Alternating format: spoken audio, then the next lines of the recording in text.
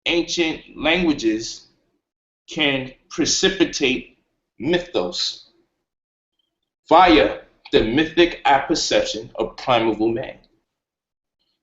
We're talking about the way people are aware of what's in their environment and grafting ideas from their environment to communicate to each other. And then primacy being set up in terms of commerce.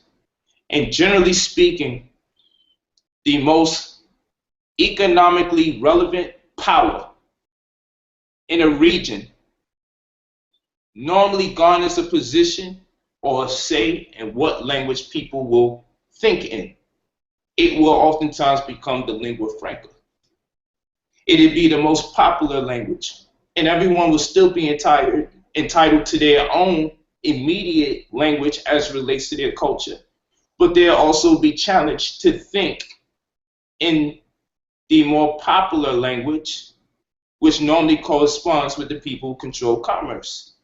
And thus, ideas then diffuse into others.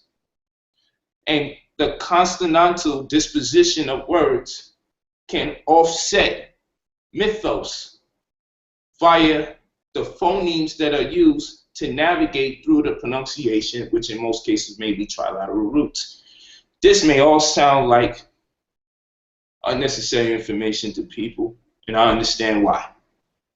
At the debate, people will really come to terms with what I'm talking about, where the mistakes are made. You know, the question is, do we, when we speak of Medu Neter, are we talking about the script or are we talking about the language? When we're supposed to be talking about the script, a lot of times we talk about the language. And when we talk about the language, a lot of times we're talking about the script. The accreditation of the language as it relates to Egypt is not beholden to Egypt, but the linguistic construct or the ideographic and pictographic disposition. Surely we should accredit to Egypt for creating such a valuable instrument to communicate thought. So we have to be able to make a distinction between the two. And this is why I say the consonantal disposition of a word can precipitate inferences about a concept that are wrong. Then you have what? You have homographs.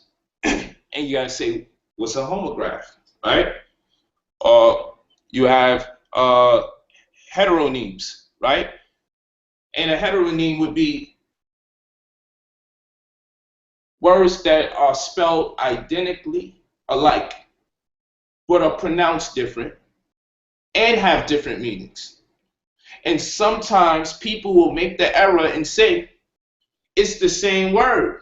So you see, this is Hebrew culture right there because they're using the same word.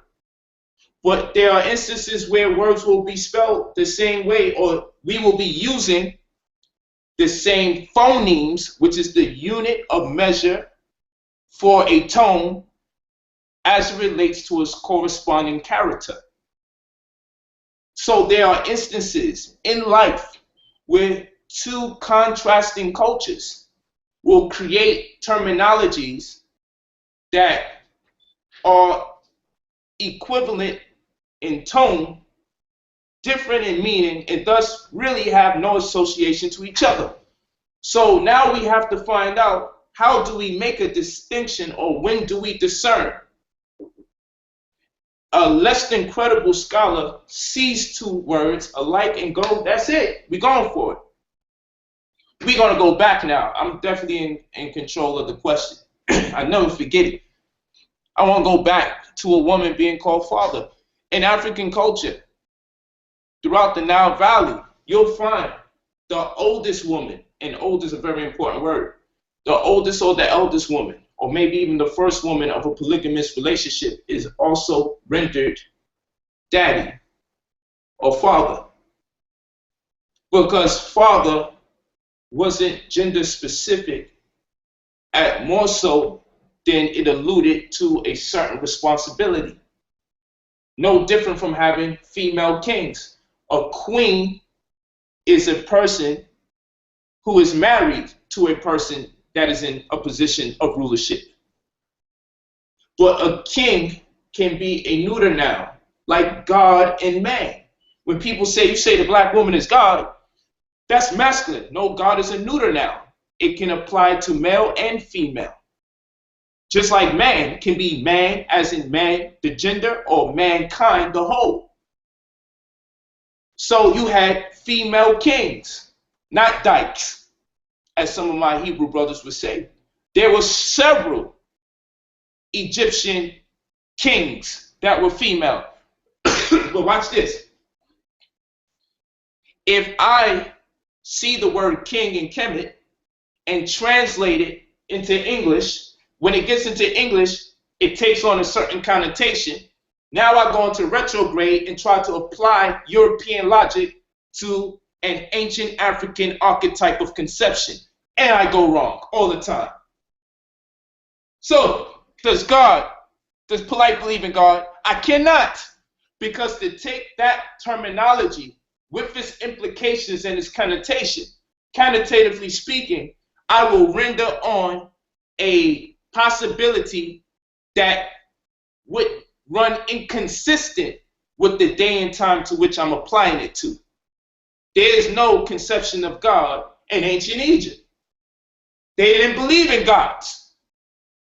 And I'm going to show you how and why they didn't believe in God. And we will use semantics to employ or engage the answer.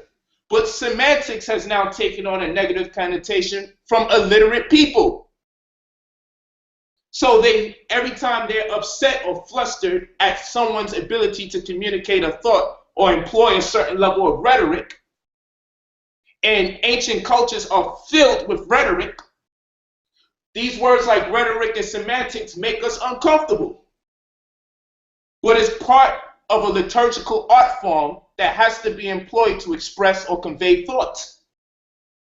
People are so strung out on trying to learn new words and languages and what these words mean before they study grammar, before they understand what a harmonious morphological conc is, before they take into consideration what an epithet is, before they study what is a gerundival participle, okay? Before they take the time out to understand if a language is symmetrical or asymmetrical.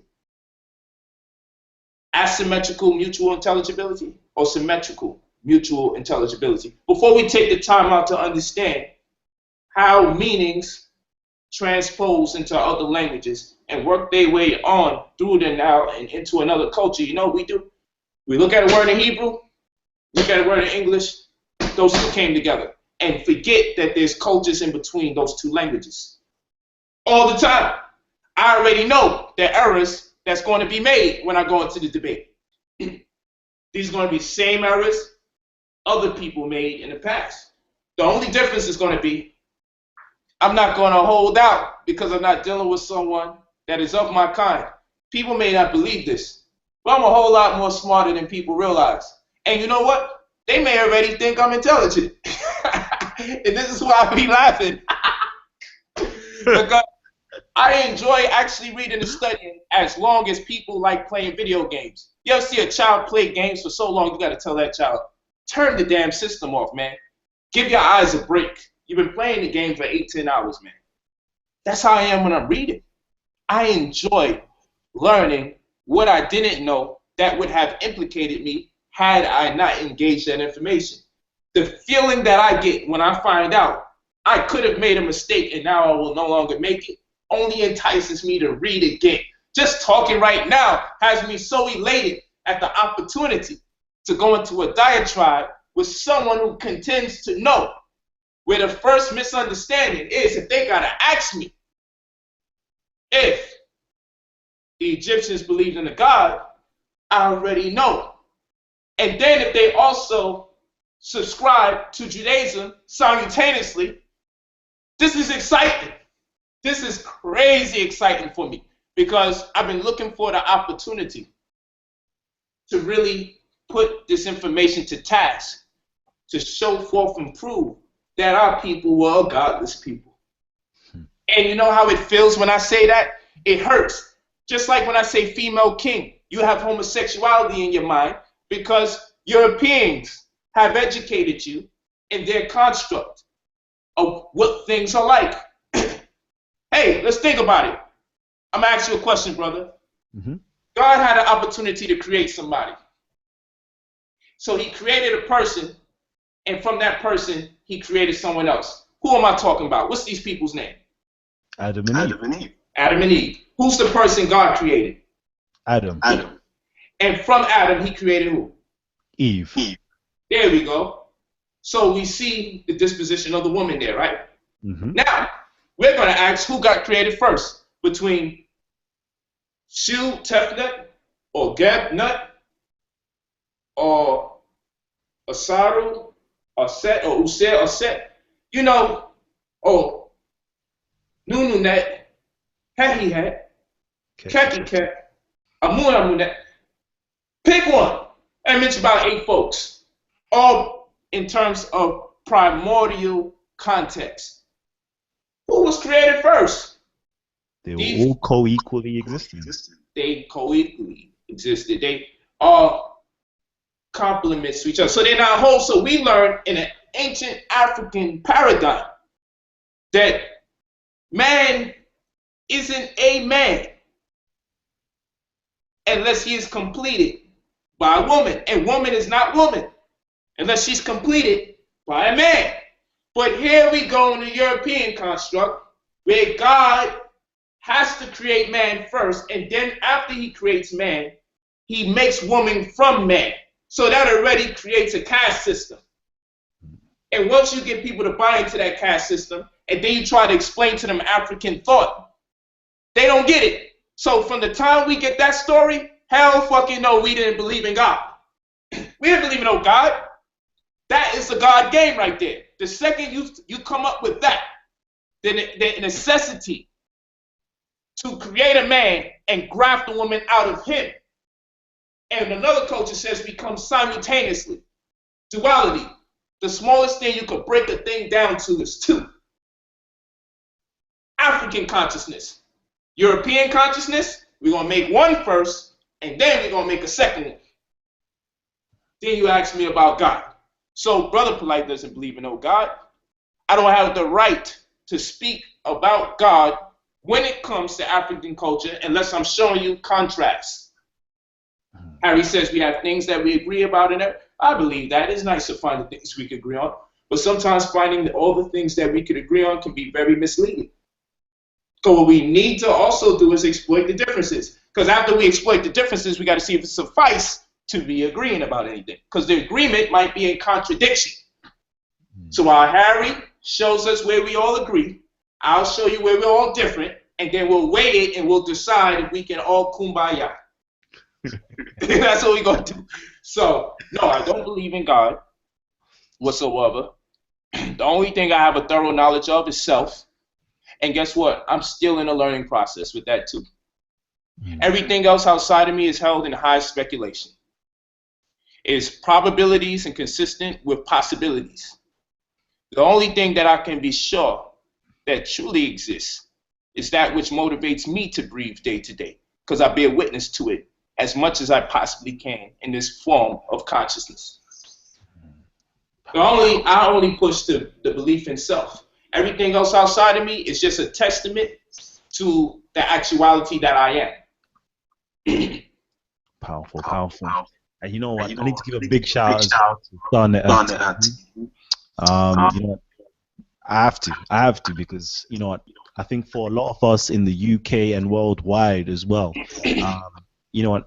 I can't say he brought us consciousness, but he brought us a whole array of conscious lecturers and teachers that's helped to stimulate and even provoke our minds to actually think outside of the box and to actually create our own platforms and actually you know, encourage more of us to come together and share ideas that we didn't normally think that other people are thinking the same way as us. So it's a wonderful thing to actually see as well within inside of the comment sections today. You know, we have people from the West Indies, we have people from the UK, we have people from Asia, you know what, commenting away or usually calling in, whatever the case is. So it's a beautiful thing to see, you know, the House of Consciousness actually led you know what, the explosion, so to say. And I'm sure we're going to see more of these explosions taking place in places like Sweden, Norway, France, you know what, Nigeria, Zimbabwe, all of these different areas that I know are tuning into these shows.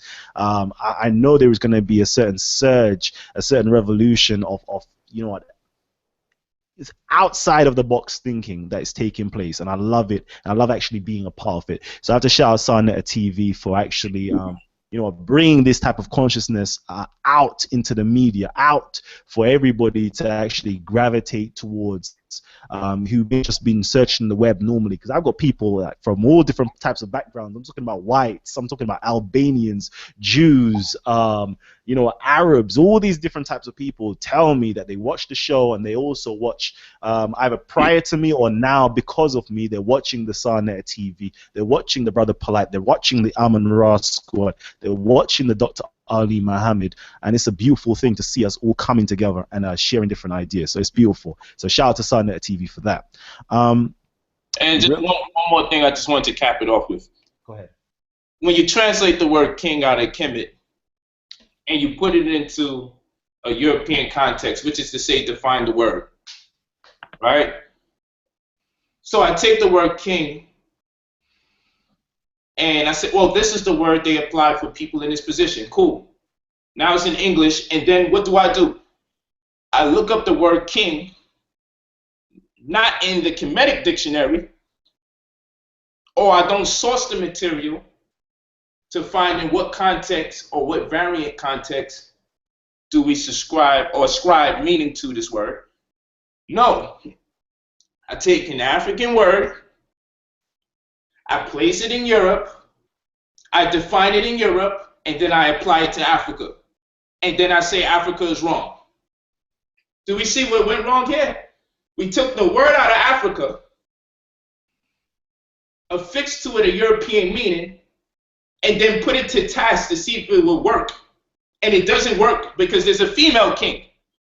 So the European input is not going to allow that. We're going to say, this is wrong. How can a woman be king? How could a woman be called daddy in a relationship? These Africans, despite the plethora of scientific advances in civilization, have to be crazy. You see how nuts that is? When people discredit our ancestors? Listen, somebody said this. They said, Polight sounds confused in the chat room, right? I got a chance to take a look. And I oftentimes say, does it ever dawn to you, Negro, that you might be the one that's confused? Yo, I'm not confused. I know what the word confused means. I'm saying everything I actually wanted to say. If I said some things I didn't intend to say, and I got and my scheme of thought became a bit convoluted, that'd be the confusion. I actually said everything I intended to say. So if you conclude that I'm confused, the reality is that you are confused because everything I said will complete declarative or exclamatory sentences. I left no interrogatives out there for you. I didn't pyramid emphasis. It's very cut and dry. You're taking a word out of Africa and you're defining the African word with a European meaning, and then you're applying the European meaning to the African term and expecting to get the same thing you get in Europe. That's the problem. That's what I'm talking to you about. And this is happening all the time. And we're going to find this out March 20th in Harlem, New York. Go to 2012stores.com, 2012stores.com. And I guarantee there's going to be a lot of learning taking place that day. A lot of learning. I think people are upset with seeing someone so comfortable with the information that they could smile in the interim of them disseminating it. I'm happy. This information makes me happy. I feel free every time I learn more. I don't understand why people seem so angry when they learn information. They learn some info, they go on the streets, start yelling at everybody, cursing everyone out. I'm ecstatic at the fact that I know, and because I'm not content with that which I know, I'm gonna be studying straight into the day of the debate. Just minutes before the debate, I'm still studying. People will get worried. They're like, yo, why are you still studying? Today's the day of the debate. Man, because they don't stop. Every opportunity I get, I keep reading. It's just stimulating my mind, keeping the wheel spinning. I might just read something just before the debate that really brings everything together. I've done it several times. I'm never going to stop. Then when the debate's over, guess what I do right when everything's done and I say bye to everybody? I still got to read the mandatory 30 pages before I sleep. It's push-ups. You know, when young brothers be like, from now on, I'm going to do 30 push-ups when I wake up, and then they never stick to it. I used to be like that with books, but it's mental calisthenics. That's right. You got to exercise your mind, too. So I got a mandate for me to do 30 pages when I wake up and 30 pages when I sleep on something critical to my development and things that I intend to study. I hope you guys follow suit or do something very similar to it. It's very uplifting. Wow. Go ahead, brother. I'm with you. I'm gonna simply say, let me give you a few words. 7 liberal arts trivium. Prepare yourself. If you want to actually keep up with the brother Polight, study. And I say study the foundation first. Study the trivium first.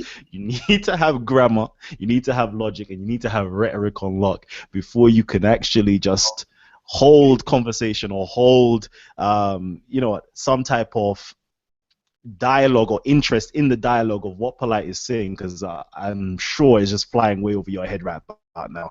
I know it's flying over my head a certain amount. Okay, I'm not gonna say that I'm not like you. A certain amount is flying over my head. So I say every single one of us, we should up our game and start studying, put in that work ethic that the brother Polight is doing right now.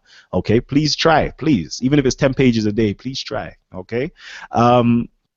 Real quickly, what have we got here? I know we've got Amon Ra squad with us right now. Uncle Keck, he's got all these books in the background. You know, that's another thing. You know, speaking to brother Polight right now is getting me excited. It's getting me back to the days when, Smash Rockwell and I used to touch base like every single day, going in with the studies. You know what I'm saying? I'm hearing with the words that Polight is saying right now. I know you either, in conversation with the brother Asai Hotep or you're reading his works. Definitely. So that's a good look to see that. I'm glad to see the Amon Ra squad is being an influence on the brother Polight right by now. So what's that, Uncle Keck? What you got there? Whenever I'm listening to Polight, I break out my big gun dictionary. Look at that. It's a must. Hey. Damn. You know what I'm saying? Yeah. That's how we doing it. The brother's well studied, man. I appreciate your work, brother Polight, man. I appreciate the respect, man. I appreciate you more than a lot of people, and this is why. Because, like the Amon Ra squad, you are correctable, right? That's the only way you can be scientific, is to be able to be correctable. The Amon Ra squad is clearly correctable. Brother Polight is correctable. We all make mistakes in our journey, plain and simple, but to show the heart that you have to be correctable, I fucking commend you. That's what everybody else couldn't do, that Polight. You know what I'm saying? They couldn't do it, brother. They couldn't be honest. They just couldn't be. So I find it hard to learn from other people that can't be correctable.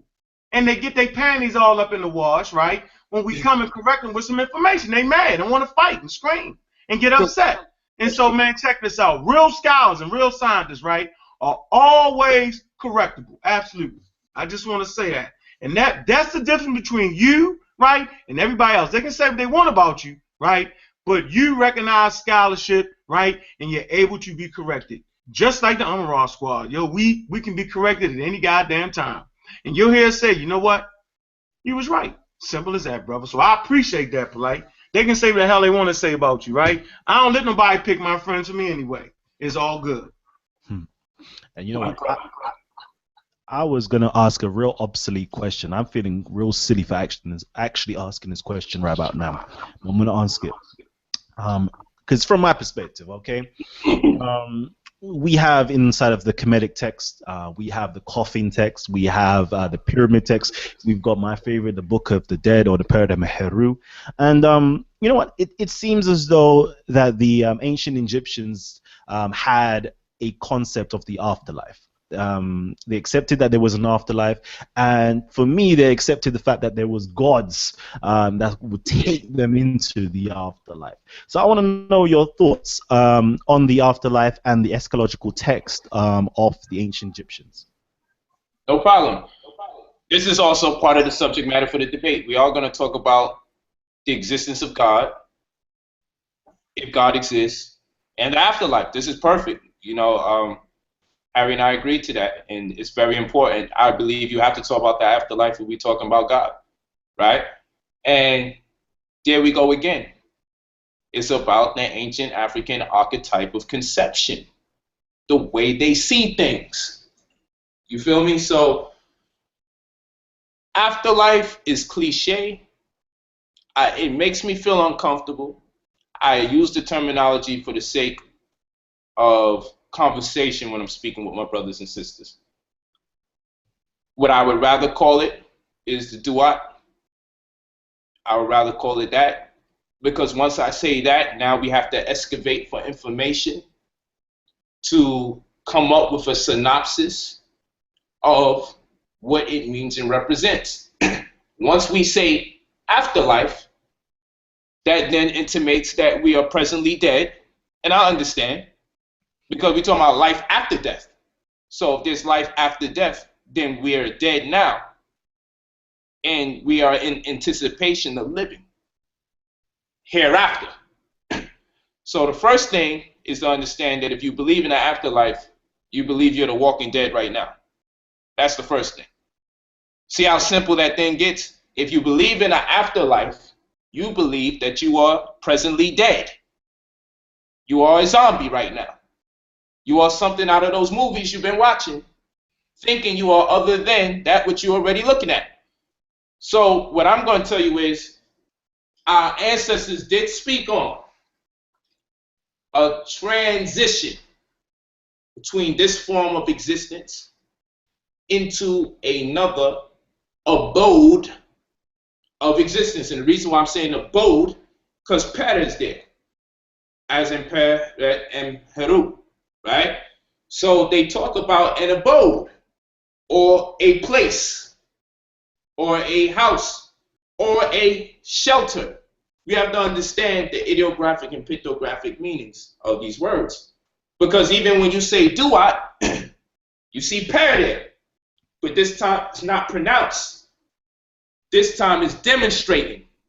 It is punctuating what they want you to get from duat. And duat, and then that bread symbol that represents teeth, the duat, they're using a saber, which can mean teacher, but also means star. And these letters are all symmetrical. So you can cut the star in half equally, the bread symbol, half a circle, equally, and the pair equally, as in as above, so below. There's a symmetry to the words. That might be coincidental to a lot of people, but I'm going to show you the consistency in the culture and how there are no accidents, how these people engulf themselves in a world of symbolism, how some statues have a navel and some statues don't. Some statues have two left hands and some statues have two right hands, and all the while people looking at these statues don't realize when they're seeing navels or not, and when they're seeing two left hands or right hands or not.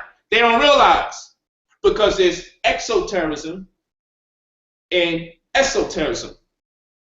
There's information that will be accessible to the laity, and then there's information that only a mere few will be privy to. And that may even be because of their quest for knowledge, not so much the fact that someone's keeping it from them. Even the manner in which we have to read the registers or the columns, one being archetypal and one being ectypal, and then the other one being terrestrial. So you got to know when you should be reading celestially bound information and when you should be reading terrestrially bound information, and when you should be reading information as conventional approach. See, I play games with the homies when we're in the streets talking. I play a lot of games because it ain't worth it. Because going so hard talking to people who are not even going to go back and research the information is absolutely nuts. I would be crazy. So I keep it on their little levels. Why you hate your children, Hebrew? I just put it like that, and we have fun with that. And I just watch how they dancing, shucking jive around while they ate their babies. You know, I just play games with that. Like let's just keep it on that level, because if I start saying words like archetypal, now we in 4 syllables, things are gonna go haywire at this point. That's what I know. So I'm not even about to do that with my people. I'm just gonna play the games. Babies. Why? See, it's 1 syllable word. Why? You, 1 syllable. 8, 1 syllable. Babes. Let's just say that. Babes. 1 syllable. Why you eat your babes? Let's keep it all 1 syllable. Now, I'm going to tell you this. I had some water. Now I'm going to tell you this. As much as it sounds like it's a joke, there's something called 4-blind. Know what 4-blind is? 4-blind stipulates that once we see anything past the number 4, we have to focus more to start counting. You know when you put lines on a paper, you put 4 strokes. 1, 2, 3, 4, and then you do what? You put a 5 across it. Why do you put a 5 across 4 lines? Because we're 4 blind. Some birds are 16 blind. Some species are 8 blind. Human beings are 4 blind. Meaning, after things go past the number 4, it becomes obscure based on our perception. So we draw the line across 4 to equal 5 and move on to the next one, because otherwise the lines would get a little vague or opaque in our understanding. I say this because they have done this to us in terms of education when it comes to words. So we have a low cognizance of words that go beyond 3 syllables. They taught us for so long words that are within a 1 to 3 syllable context that when the words go into the 4 and 5 syllable echelon, we get sleepy, or we actually disregard the word we just heard, because we've been learning 3 syllable words for so long and 2 syllable words for so long, we're not acclimated to taking on the almighty 4 and 5 syllable word. So as much as I'm laughing about it, the standard of education that's been given to our people is this: we don't start really getting the 4 and 5 syllable words until college, and most of us don't get to college. Whereas in other educational institutions that cater to different demographics, unlike our very own, they are already acclimating their children to assimilate thoughts that are appreciated by 4 syllable and 5 syllable words extended. Therefore, when I'm talking to my brothers, I do make an effort to use 1 to 3 syllable words. Because if you watch my videos, the second I start saying things that go into the 4 or 5 syllable word echelon, the people don't understand what you're saying. Oh, you're the smartest person. You only sound smart to people, but you're stupid. Like they start breaking down and saying also, he's using big words just to go over your head. Like this is what people say. They automatically get what? Combative and upset. Just like if you saw 6 lines next to each other at equal space, you would wind up being perturbed, because even after you counted, you would count it a second time to make sure you're not making a mistake. It's the same thing that happens with language. So that's why I repeat what I say a lot too. There's a whole purpose around this. You see, if we were to study Robert's Rules of Conversation, yeah, a white man wrote it, but these guys, this is a language grafted out of their consciousness in terms of semantics, lexemes, and the likes. These are things that they created, these models for language. So we have to really get into the archetype of their language to know how to decode it in order to communicate with each other in a most efficient manner as possible. You understand what I'm saying? So I'm enjoying it, but I'm just telling you this, my brother. I believe Harry was raised well. So I'm going to go in there with guns blazing. Tons of new words for everybody. Tons of new words. Tons of new books. Lots of information. Because I need their community to know that they should be ashamed of themselves. They should be ashamed of themselves, because after you enslave people for X amount of years, and even if Harry says I'm not related to no one's been enslaved, we've been enslaved. I'm with all of that. Knock yourself out. I just need white America and white people abroad to know they should be ashamed of themselves that we could find our way into the halls of academia and take certain precedents because of the manner in which we're able to convey our thought and articulate our message. Granted the fact that we were stripped of a thorough knowledge of self, which is inclusive of us not only being denied the right to speak and know our language, but to then take on the likes of a foreign person's information and language, then be told to read information in the foreign language. So now not only we learn the language, then we have to be taught how to think in that language by reading books, one of which being the Bible, the first one they chose to give us. They should be ashamed of themselves that we could even read and write right now and kick their behinds in conversation. There's no glory in being a wealthy white man or a very educated white man. You know why? People have expectations of them to be such because, I mean, after all, look at the position you're in society. Now, on our end,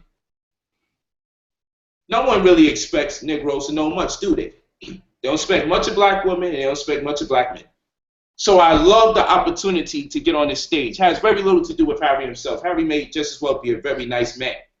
He may actually have great intentions as a pale man. He may be one of few that just have amazing intentions for the whole world. And unfortunately, his race will never support him in that endeavor. I'm just excited because I need to show the world, more especially in the case our people, how to communicate the thought process of antiquity, of our ancestors. I need to communicate that to our people. You feel me? Because our people are filled with European ideas like you have to be dead to be an ancestor. That's not African thought. In fact, most of our ancestors were alive. Now today, you become an ancestor when you die. But there's no appreciation for what eldership. Well, oldest is a very important word. Always remember how important the word old is. Always remember that. So we're going to have a good time at this debate. I'm going to give Harry hell. And you know what's so funny? I say all these things, and none of this information may even make the cut. Because I got some real powerful stuff. I'm just having a good time here, man. This is what happens when you can commit 10, 15 hours of your day just to reading and another 4 hours to writing. It's an amazing feat that you can accomplish. Because while everyone's sleeping, that's the thing I get the most. Sleeping every other day. Promise me this one main thing. I'm always going to be ahead of people that sleep 1/3 of their life away. Because most people are trying to do 8 hours. Most people find themselves between 6 to 8. So they're sleeping close to 1/3 of their life away. While they're sleeping close to 1/3 of their life away, I'm getting 3 times that of the amount of life from existence that they are getting from it because I'm sleeping every other day. This is absolutely nuts. So I'm going to produce more work than other people. But you know what our people say? How could he write all those books in such a short period of time? He must be plagiarizing. They never say, well, you know, maybe the brother really doesn't sleep that much. Maybe even after he goes clubbing, he comes in the house and he actually reads. Maybe he likes reading like people like playing video games. Listen, maybe I'm sick and the strongest part of my mind is acclimated to reading. Who freaking knows?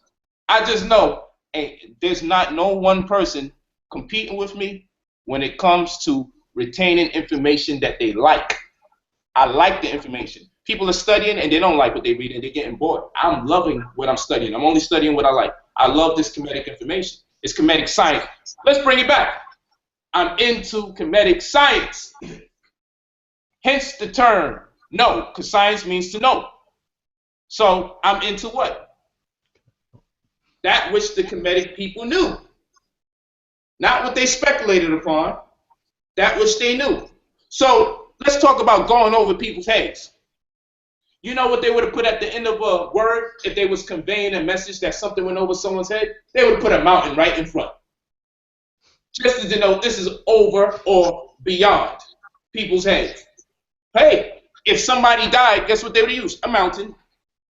Because they were beyond or far from us, as in distance. You see? So it's just the way that our people think that's so captivating. It's so captivating. Wait till you see. I just want to say things. But I shouldn't say these things, man. I'm not gonna say these things. Ask me another question, man, because I'm itchy right now. I wanna say things to people that they need to hear on the 20th. And it's so hard because I don't know which one I'm going to say because there's so much information that we ain't going to have enough time. We're not going to have enough time. And I got to really decide who's going to make the starting lineup for the information. You know, I need to know. On one hand, I got all this Kemetic information. On the other hand, I'm in Israel. So I'm in Egypt, I'm in Israel right here. It's very interesting information. I'm in politics, I'm in science, I'm in mathematics, you know, ethnology, you know, ethnography, pardon me. If we don't get into ethnography, that's going to be another problem.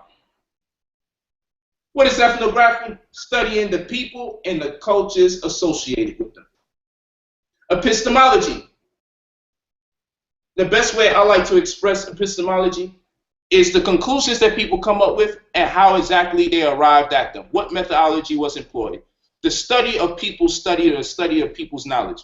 Being able to make a determination or to discern if someone has a valid opinion or if their belief is moot because there's no methodology that empowers one to arrive to the same conclusion through the means of scholarship. So, the epistemological aspect and the ethnographical position of the person debating has to be on point. So if you don't study people and culture, you shouldn't go straight to language.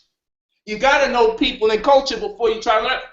You got to know Hebrew. You got to know Hebrew. No, I got to know the people and I got to know the language. Why? People first, then language. Why? Because if you study people first, you may realize the language didn't even exist yet. Study people, you know what they spoke. You know what time they lived in. Then you can decide how they communicated. We can see what they wrote. Don't tell me I need to know Hebrew first. Tell me I need to know people first. Did language exist before people? Study people first. Study their culture. Ethnography, then epistemology. After you study people, you study culture, study the methodology they employed to arrive at the conclusions they came up with about their surroundings. Language doesn't even come into play yet. But you will, in the interim, realize what they use to communicate with each other. Oh, Harry, I know you sweating. You know what?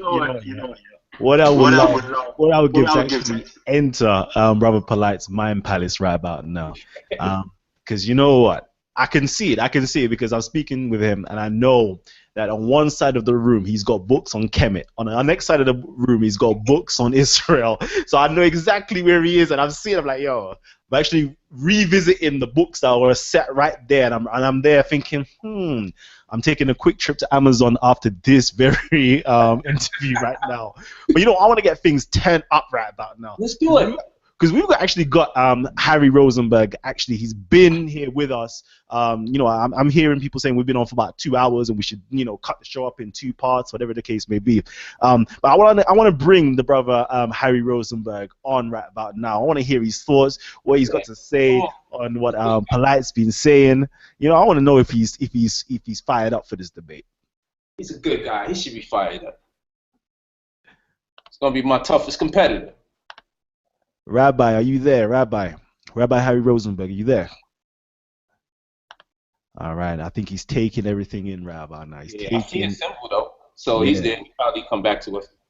And I know the brother Zion Lexx wants to get in as well. I know brother Zion Lexx wants to get in, but I think we'll leave that heat for the right at the end, the last 2 minutes of the show. I'll bring that heat in. I know the audience want to see a bit of, you know, the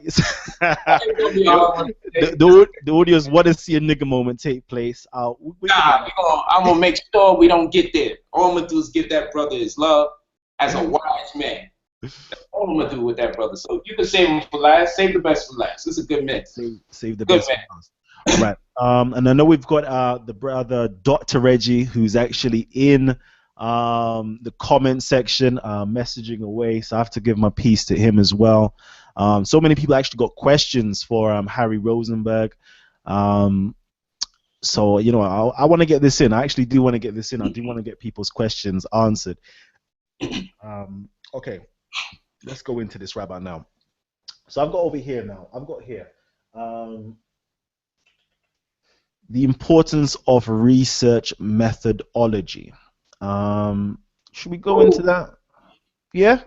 Kind of did, but you know, I mean, if my brother Unc is on, I don't mind deferring to him to expound on whatever I didn't say, because I know he's very big about that. Or brother Ishmael, is he there? Yeah, Ishmael there. Yeah, Ishmael deep. You know, he should break that down. Ishmael real good at discussing methodology. You still there, Ish? Peace, Brother Polight. Yeah, indeed. Peace, family. Yes, sir. Peace, King. Can you build on methodology for us? Yeah, methodology. Absolutely. I think Brother Ankh, he's here with us. He actually has the books on the methodology. Can you find that, Brother Ankh, over there in the Grand Library? Yep. Got one right here. I put together one myself. Y'all see it? Wow. Move it over just a little bit, Brother Ankh. It's called The Return of the Great Ones. Those who wrote to change history. It's a little book I put together with articles in here. And in the book, this is an Amara Squad scholar right here. Real black atheist scholar right here. All right? Yo. And in here, what I got is I have methodology. So basically, what we need to do is, the reason for methodology is, and this is what most people don't understand, right? You have to have a method, right, for getting to information where one person just does not control the information. All right? Has to be a thing that the system has to be in place so that one person doesn't come up and say, yes, I got this thing right here, and this is what it is, and it's right. That would be improper methodology. And so you have to put together a packet of information to show people how you came to your conclusion. Give them that information, right? And they should arrive at the same conclusion you did based off of your research that you put together. That's right. This is where the rubber meets the road at. So when people come with brand new, groundbreaking ideas, right? I think about this. With all the lab now, niggas don't even got a lab, but they have challenged the scientific community. We call this pseudoscience. All right? I'm going to say it again. If you have a brand new, groundbreaking scientific idea that you are proposing, but yet you do not have any labs or any testable information or falsifiable information, right? You're practicing pseudoscience. Right. That's the point. That's not even hard to figure that out. And so you can only challenge science with science. And I know Brother Polight is an avid reader. Brother Ish is an avid reader. All right? So we got to start to kind of understand that in the community, man. For too long, yo, we just been running through this thing, yo, crazy. Okay? So in this particular book in the table of contents, right, the first thing is study to show and prove. A book discussion club. We should always get together and discuss books. Communities do this all the time. Okay? Oprah Winfrey has a book club, all that, right? We should have our own book clubs, right? Where each person from the community should pick a book, right, and run that particular week, or however you want to do it. Brother Polight should do a study in one of his books. Brother Ish, me, right? The book club. Okay? So you need to start a book club. And this right here shows you how to set up a book club. Also, right, study circles. We need study circles. Polight is familiar with the study circles we used to have on Tamaray, right, on Auburn Avenue. They were study circles when you came right, you could ask questions. All right?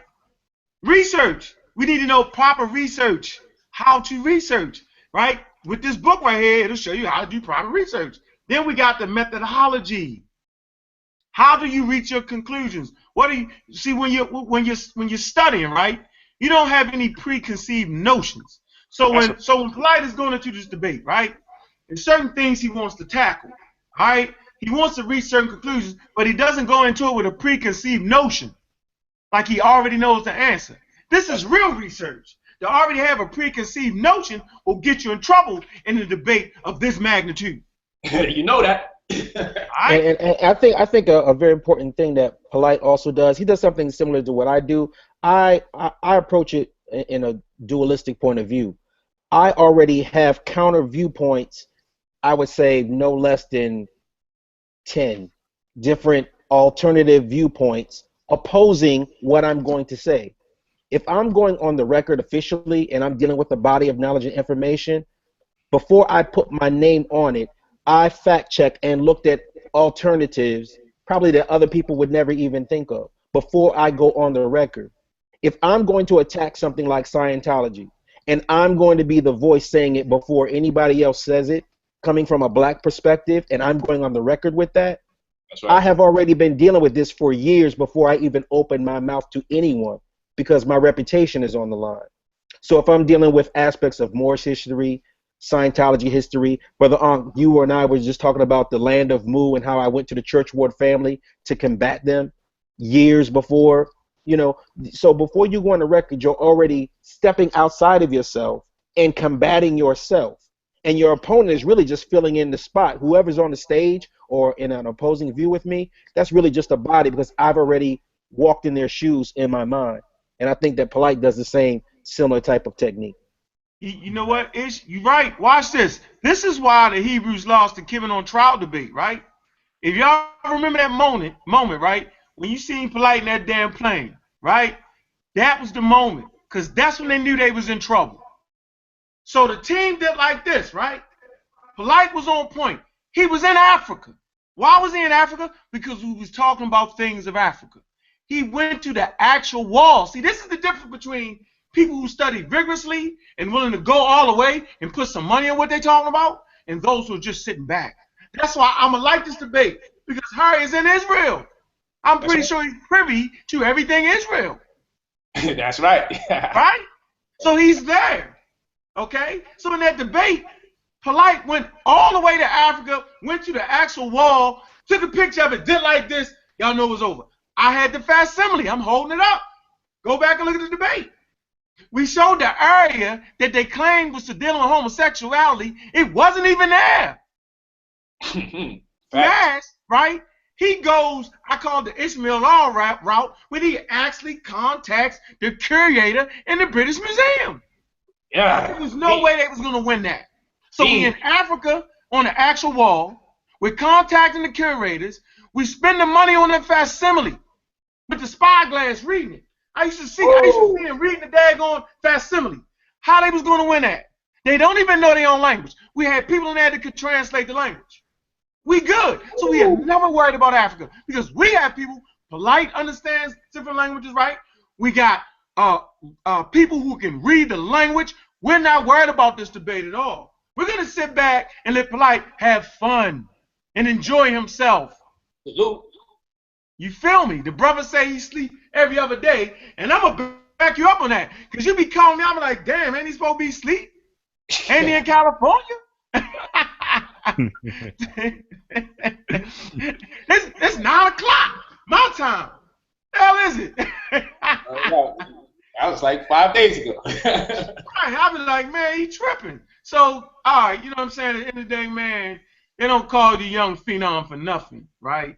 And, you know, hey, we just got your back, man. We support you, man. And I'm telling people, man, that y'all should go back and look at that last hangout when Harry was in there, and people was going back and forth at each other. I was like, man, that's ridiculous, man. And Harry said he can go anywhere in the world and go into a Jewish community, right? Check this out. That's right. They give him a place to sleep and give him some money. If that ain't something to learn from, y'all lost y'all mind. Yeah, I love that. I dig that. I don't care what color he is. He's giving an example, right, of brotherhood and sisterhood and communityship. That's true. Call it what you want. It was a teaching moment for those who were willing to listen, right? Sometimes nature will come through, right, and force you to see your mistakes based off of something that you claim not to like. That's right. So I'm going to just go ahead and shut down on that moment. But, man, yo, I can't wait. Hopefully I'll be in the building. Never know. Yeah, you better be in the building. We talking about hopefully. We got our people in there. I need some reinforcements. I'm going in there with people like, you don't believe in God? Ooh. Hey, you know, Sar, you know we're going to be there, Sar. You know we're going to be there with the books. We got the book work, man. So, I mean, you ain't, first of all, you just studied yourself to death. I already know how you do. Right here. Let me show you how. Oh, man. You got the professor here. You got the professor here. Now, let me show you. Oh, who's the professor? Who's that? Go on, Phil. Brother Garfield here, man. I got the best thing for you to do, brother. You shut the whole debate down. This is what you do, brother. Well, don't tell him why he in there. Don't tell him. I'm gonna tell him right now. This is what you do, brother. As he comes through the door, as Harry comes through the door, you get some cuffs and handcuff Harry and say, "I'm arresting you for perpetrating a fraud." The debate's over, man. It's over right there, brother. It's over right there. Where's the Rabbi Harry? Where's Harry at? Rabbi Harry Rozenberg. He has his joint on mute, maybe? All right. No, he's on mute. He's right there. Oh, all you got to do is bring the handcuffs, man. It's over, man. Hey, so look, this is what I want to say. So everyone says, Polight, you know, old school. All the old school is like, get the secret relationship between blacks and Jews, volume 1 and volume 2. I said, brother, I got that book. So all they say, look, you got to get a hold of that book if you're going to debate the Jews. You got to get a hold of that book. So I say, no problem. No problem whatsoever. So now, what they don't realize is, this is how I think. I got what I believe to be the strongest refutation of volume 1 and volume 2. Written by the church. And why do I do this? Because I don't want to be entrapped. So I'm actually, and I can appreciate the methodology. Because these guys right here, let me explain something to people out there about scholarship. The best work you can get, 9 times out of 10 in my opinion, is the refutation piece to the original work that was posited.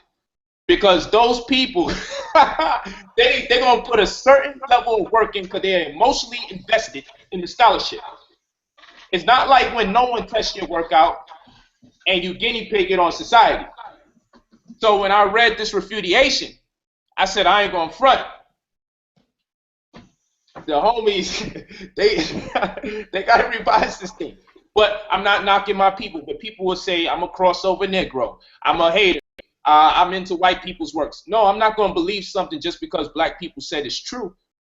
Like 50 million black people being enslaved and everything. So long as we got scholarship to back it up. When it's all said and done, and this is on the record, I'm looking to entice the Jewish community to bring me their best. So I'm using Harry as a case study for what can happen when a 10th grade dropout gets his weight up in scholarship. What can actually happen? You feel me? So I love what Unc said. He's in Israel. I was in Africa for 2 weeks. Our brothers are so simple-minded because, again, like I told you earlier, they're too invested in my personality than they are in the information. So first they wrote off my trip to Egypt as being fake. Oh, yeah, the green screen. I forgot about that. Green screen. And never had the humility. Did you ever get an apology for that, brother? Did you ever get an apology for that, sir? Never, brother. And then they went on to say, well, and some videos are still up. Some people took theirs down like, oh, shoot. I screenshotted them anyway because one day I'm going to say, look at these people. They'll take the video down, but they won't apologize. And then some people still left the video up, which is even more weird. So now we also have people that said, well, the government funded my trip so I can impress black people with my travels. And those videos are up. Then they go on to say that it was just a vacation. So what? He went on vacation. How many people go on vacation for 2 weeks and come back with over 25 hours of footage? I put out a documentary, and trust me, you ain't seen nothing. If anybody saw the documentary, they could say, man, they learned a lot from my documentary because I was breaking down the glyphs right before your eyes in real time. And I went there on research, so my research team was telling me where I should go in addition to my own personal interests. Why is this very important? This is important because when you study people's works, there's something you're going to read in the beginning of the book. That really, like, let me read this beginning part of this book for the Jewish world. I won't go into the name of the book, but I'm going to read first part of the book. Okay? This is the acknowledgments. It says, fellowships and grants from the U.S. Fulbright Institute for International Education. The social research, let me read the beginning. I'm deeply grateful for the generous financial support that made it possible for me to research and write this book. Listen to this part carefully, y'all. It says, I am deeply grateful for the generous financial support that made it possible for me to research and write this book. Fellowships and grants from the U.S. Fulbright Institute for International Education, the Social Science Research Council, the Palestinian American Research Center, the Mellon Foundation, Stanford University's History Department, and Taub Center for Jewish Studies provided crucial assistance during its initial incubation period. A stimulating year at the Davis Center for Historical Studies at Princeton University, coupled with numerous research grants and invaluable cost reductions from the University of Iowa and the George Washington University. GW contributed to the book's development at later stages. I used a good deal of this funding to mine the Israel State Archive, the Israel Defense Forces Archives, the Jewish National and Security Library, the Levant Institute, Jivat Haviva, the Kafir Qasim Municipality, and the Israeli Communist Party Archives at Yad Debunking. Why is this important?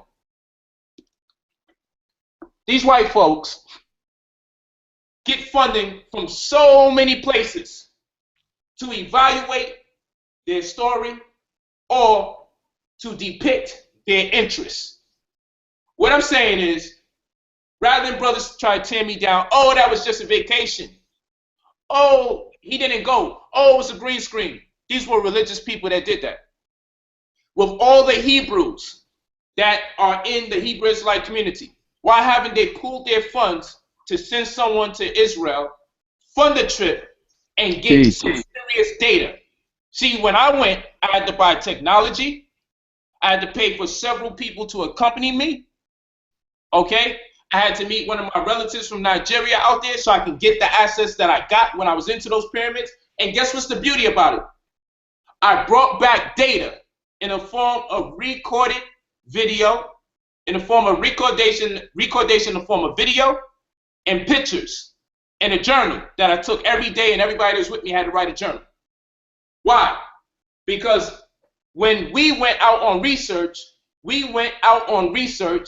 predicated upon our own interests. What does this mean? When we're reading books from white academia, we are the subjects of what they found interesting, and we have to try to sift through to find something that we can relate to, because they went out there interested in something in particular, and they funded their interests. So whatever they bring back is what we have until we fund trips that are part of our interests. Why is this important? Because after a while, we wind up thinking we know everything there is to know about Egypt through these books. No, the surface hasn't even been scratched. We have to send people out there to investigate walls that they don't talk about in books. What I did, I made it my duty to capture data that I don't hear commonly spoken about. And then I've been meticulously, even up until now, going hieroglyph for hieroglyph, decoding, and then getting my peers to say, yo, check this out and tell me if I'm reaching. Check this out, tell me if I'm making a mistake before I officially put out that published work. Why? Because I will be the author of that. Authors have what? This is what we was taught by the master. Very dope. Authors have authority and thereby establish that which is authentic. You see that? The power of writing. The author has authority that establishes that which is authentic. This is how we wind up in arguments in our community, because of the authorities that authenticated the authorship. So what I'm saying is, with all the things that we can speak about, they're not being spoken about, because even when brothers and sisters do go to Kemet, what do they go to Kemet for? They go to Kemet to go to the places that they read about. They don't go to Kemet to say, let me see something that hasn't been brought to my attention, because they weren't armed enough to be able to make a distinction between that which is not spoken about and that which needs to be spoken about, because they didn't acclimate themselves to the culture or the language enough to do so. So what you got to respect about the trip that I took with my peers is this. Not only did we bring back information in thorough fashion, we went out there to stimulate our own interests and needs. So there was a point of contention about homosexuality. So we went to Seti pyramid, and I pinpoint where on the wall that point of contention was and sourced the material. The evidence is empirical, and now that it's published, people will have to reference my work as it relates to that particular information, because that was a point of contention from something that sprouted within the confines of our community. That is the power of scholarship.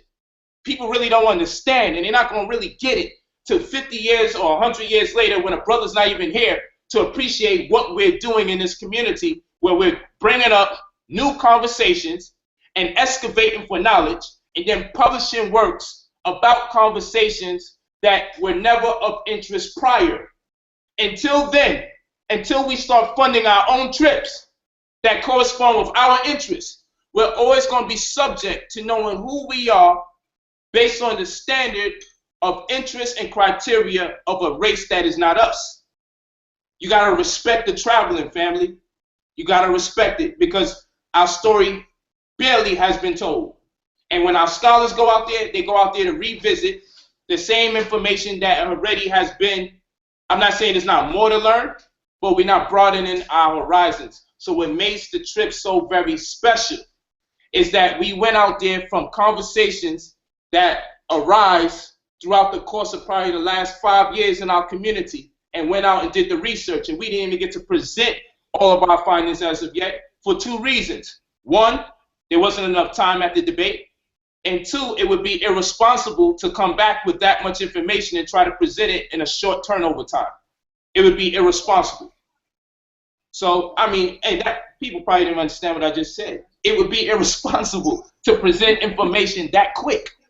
See, when I was out there, I was sending emails and correspondences, sending videos and sending docs. Check it out while I'm out here. Check it out while I'm out here. And I had to humble myself and say, I'm not the decoder right now.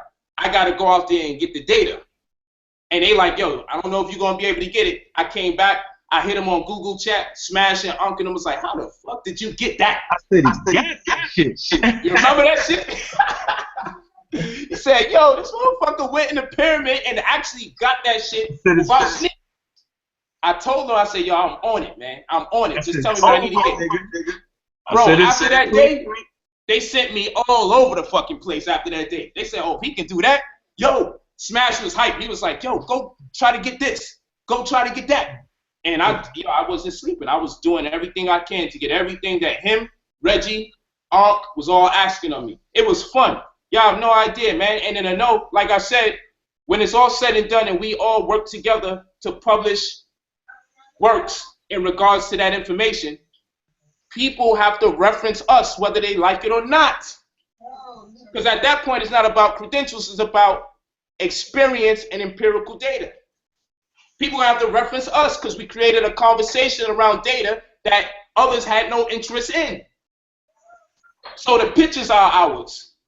The videos are ours. We don't have to borrow or ask for permission or license to disseminate data from the evidence, because we own our own evidence. Evidence that they don't even give to credential scholars. I had to work hard to get that info. Yeah, it's first-hand research, like, you know, and look, here goes something else. Same thing you just pulled up, right? Look, Black Athena, right?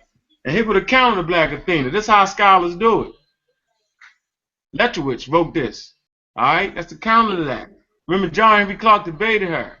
You know, so this is just what we do, man. You know, it ain't hard to even figure that out. That's what we do. And you're right about that first-hand research we did. That's why we smashed them up forevermore. We ain't even got really, you had to debate hard. Cause really, we wasn't even built to debate them. They wasn't even ready. We built to deal with that community right there. You feel me? It's just a fact. It's the truth. I mean, you know what I'm saying?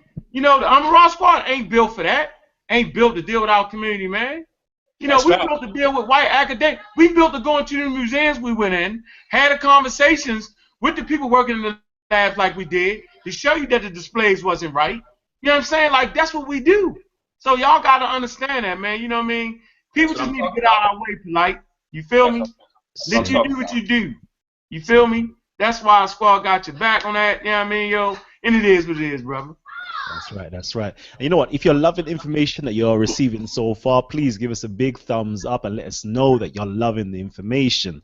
You know what? And I know a lot of you may just be new to the channel. If you are new to the channel, I'm going to ask you to please hit the subscribe button down below. Hit the subscribe button and help us to grow and reach other people. If you're loving information, as I'm saying, Talk with the Titans is the program that you're watching right now. Talk with the Titans was actually birthed out the idea that the intellectual giants, the titans of our community, should have a well-organized platform to present, discuss, and debate critical information affecting our community, proposed by you, our audience members, our community. You know what? You've been proposing that, you know what? Brother Polight should be on the show for some months back. I'm talking almost how long we've been operating, about 14 months now. I know you've all wanted Brother Polight to come on the show, and finally we've got Brother Polight on the show. Hopefully we should have Brother Sara, Suten, Seti. He came on the show a few weeks back. Actually, it's hitting a month back, but he's due to technical difficulties, he wasn't able to come on properly. So hopefully we'll try to get him back onto the show as well. Wednesday coming up, we've got the Rabbi himself, the Rabbi Harry Rozenberg, will be coming into the studio to actually discuss, you know, the upcoming debate that he's got with Polight. He's also going to discuss, you know what, our points of contentions and the points where we can unite with each other. He's also going to be going into the spirituality of the Torah and metaphysics as well. So it's going to be a powerful Wednesday show we've got coming up. And also, you know, we've got Amun Ra Squad in the building. If you haven't checked out the last show with Amun Ra Squad, No Pseudos, where have you been? You need to check out that show, Amun Ra Squad, No Pseudos. You know what, they've been beating up on Dr. Ali, Young Pharaoh, you know what, Shaka, they was going in. You know, I'm gonna keep quiet about that. Just check out the show because you don't need to watch the show. There's two parts to it. There's the part 1 and then there's the part 2. Part 2, we had Dr. Ma'at coming in. We had Ishmael Allah coming in, breaking down some information, some powerful information about South America, Brazil. You know what? You need to go back and check those shows. And obviously Team Osiris on the horizon. You need to check that show as well. We also had Red Pill coming into the studios and breaking down the facts, FACTS. This was food, art, clothing, technology, survival, everything. So you know what, please check out the past shows and also look forward for the new shows as well. And if you haven't checked out, we've also got a Speaker's Corner section where we have, you know what, some powerful debaters from the UK come together every Sunday and we go at it with each other. We have, you know, if you haven't checked this out, you need to check out Sara Garvey. He goes in, he represents Kemet. We've also got KIP who represents Kemet as well.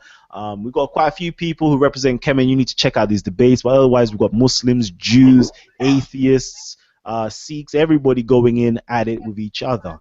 So please check out the debate section, Speaker's Corner. This is the UK version of the debate. So please check that out and support, you know, us over here in the UK as well. You know what? We've actually reached. Hey, can I give a shout out to my show tomorrow, brother? Go ahead. Yeah, I just want to say I'm going to be touching on a lot of the pseudo stuff Dr. Ali presented the last 2 weeks. Regarding the Inca stones and all this craziness he's been talking. We're gonna definitely put the evidence forward where people could get it, documented, everything. So we're gonna touch on that.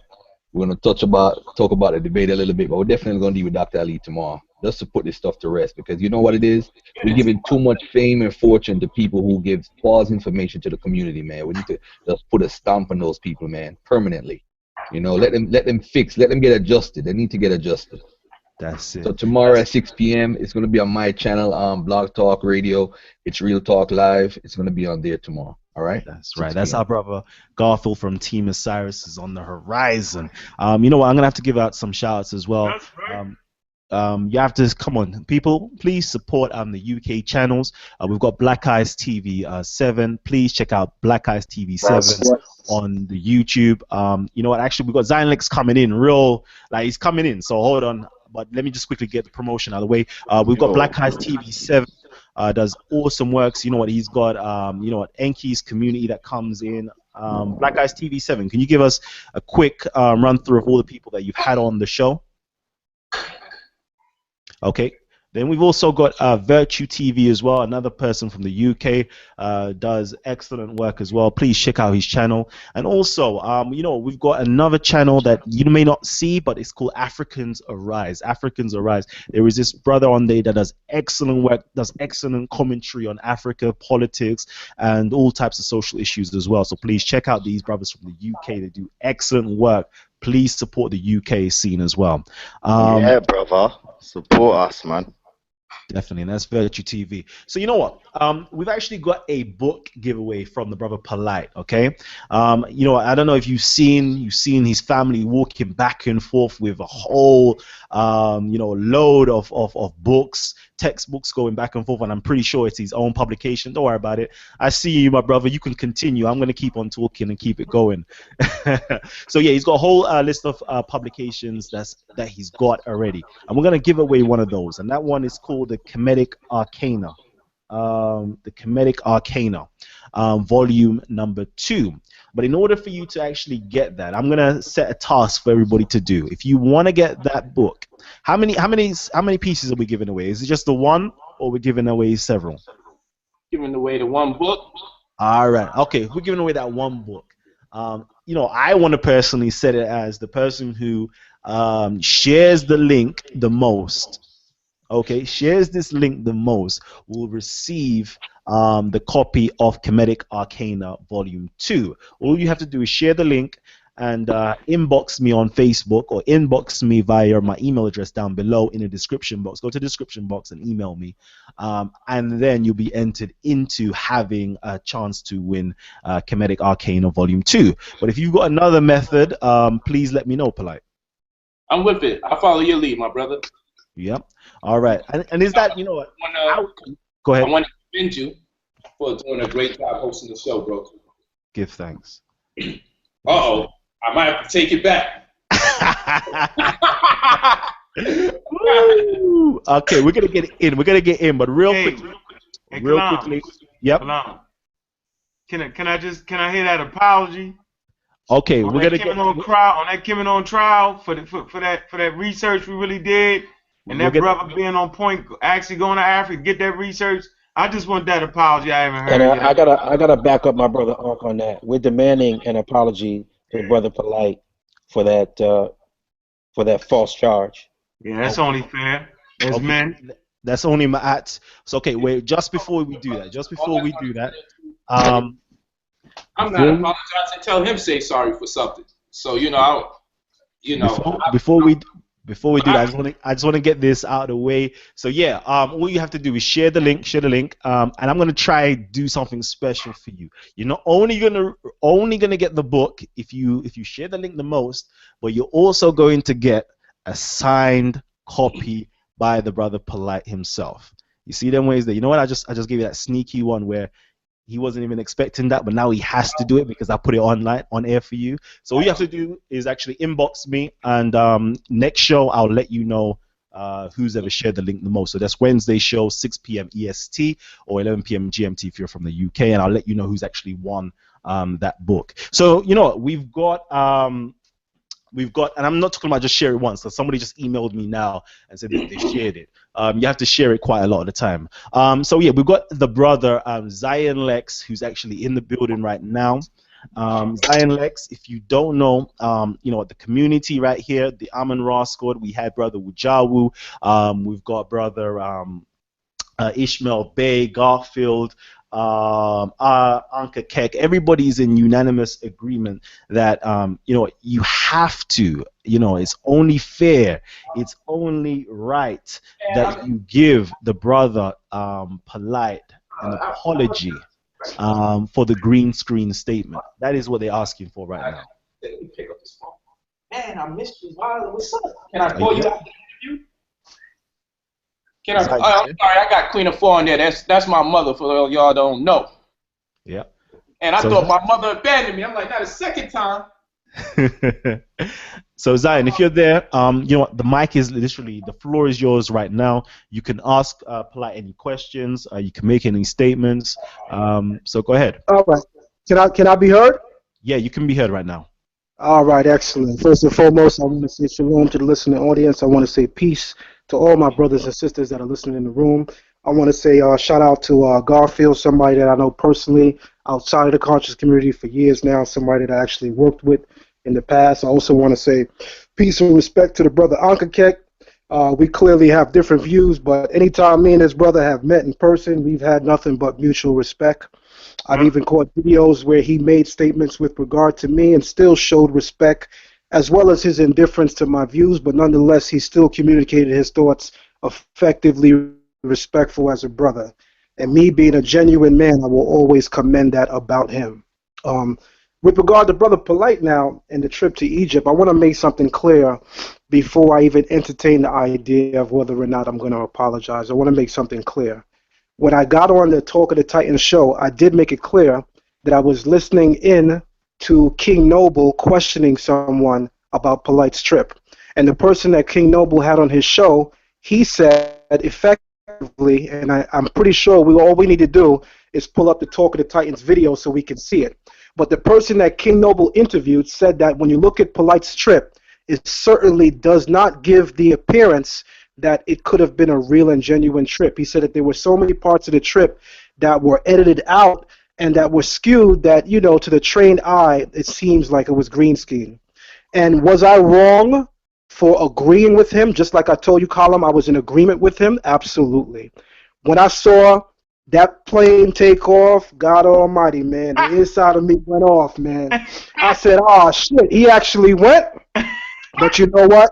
At the end of the day, I'm going to tell you this, though. At the end of the day, I'm going to tell you this, and it touches on something that the brother Ankakek said as well. Just now he said that sometimes something that's edifying for the community can come from outside the community. For instance, he said that, you know, Harry said that he can go anywhere in the world, and so long as there's a Jew present, he know that he has somewhere to sleep that night. That didn't come from our community. That came from outside the community. And brother Ankakek respected that, and he pointed towards that for our community to learn from that, to learn that edification can sometimes come from the outside, or to learn that sometimes the greatness that we can apprehend can come from the outside. I believe firmly that I inspired that trip.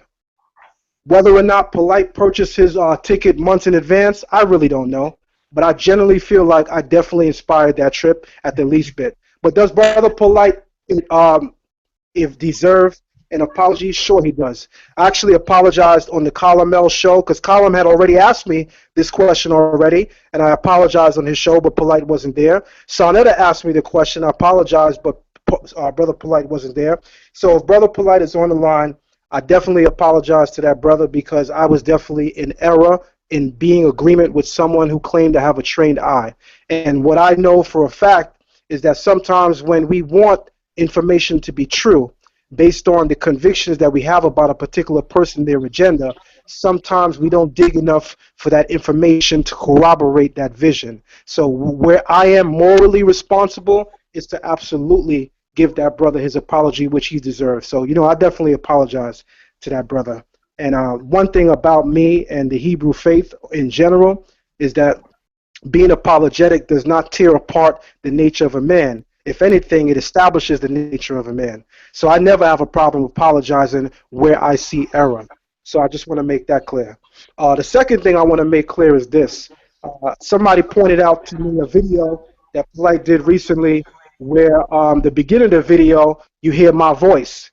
And my voice is saying, man, I'm going to keep it 100. I genuinely have a hate for Polight. And, you know, the very next audio that you hear is Brother Hashar going in on Polight as well. Well, I can't speak for Hashar. He's his own man. I can only speak for myself. So I want to clarify the statement that I did make. And I think that sound bites are notorious for getting our community in trouble. Because if Polight played the whole audio, I actually corrected myself. I actually came back and said, I hate the practices of Polight.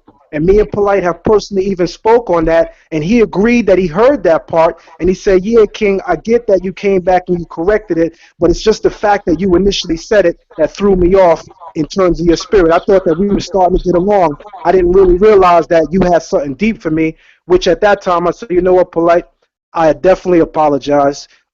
Which is why I came back in that interview with Sarnetta immediately and corrected myself because I knew what I meant, but the people didn't know what I meant. I don't have a personal hate for Polight.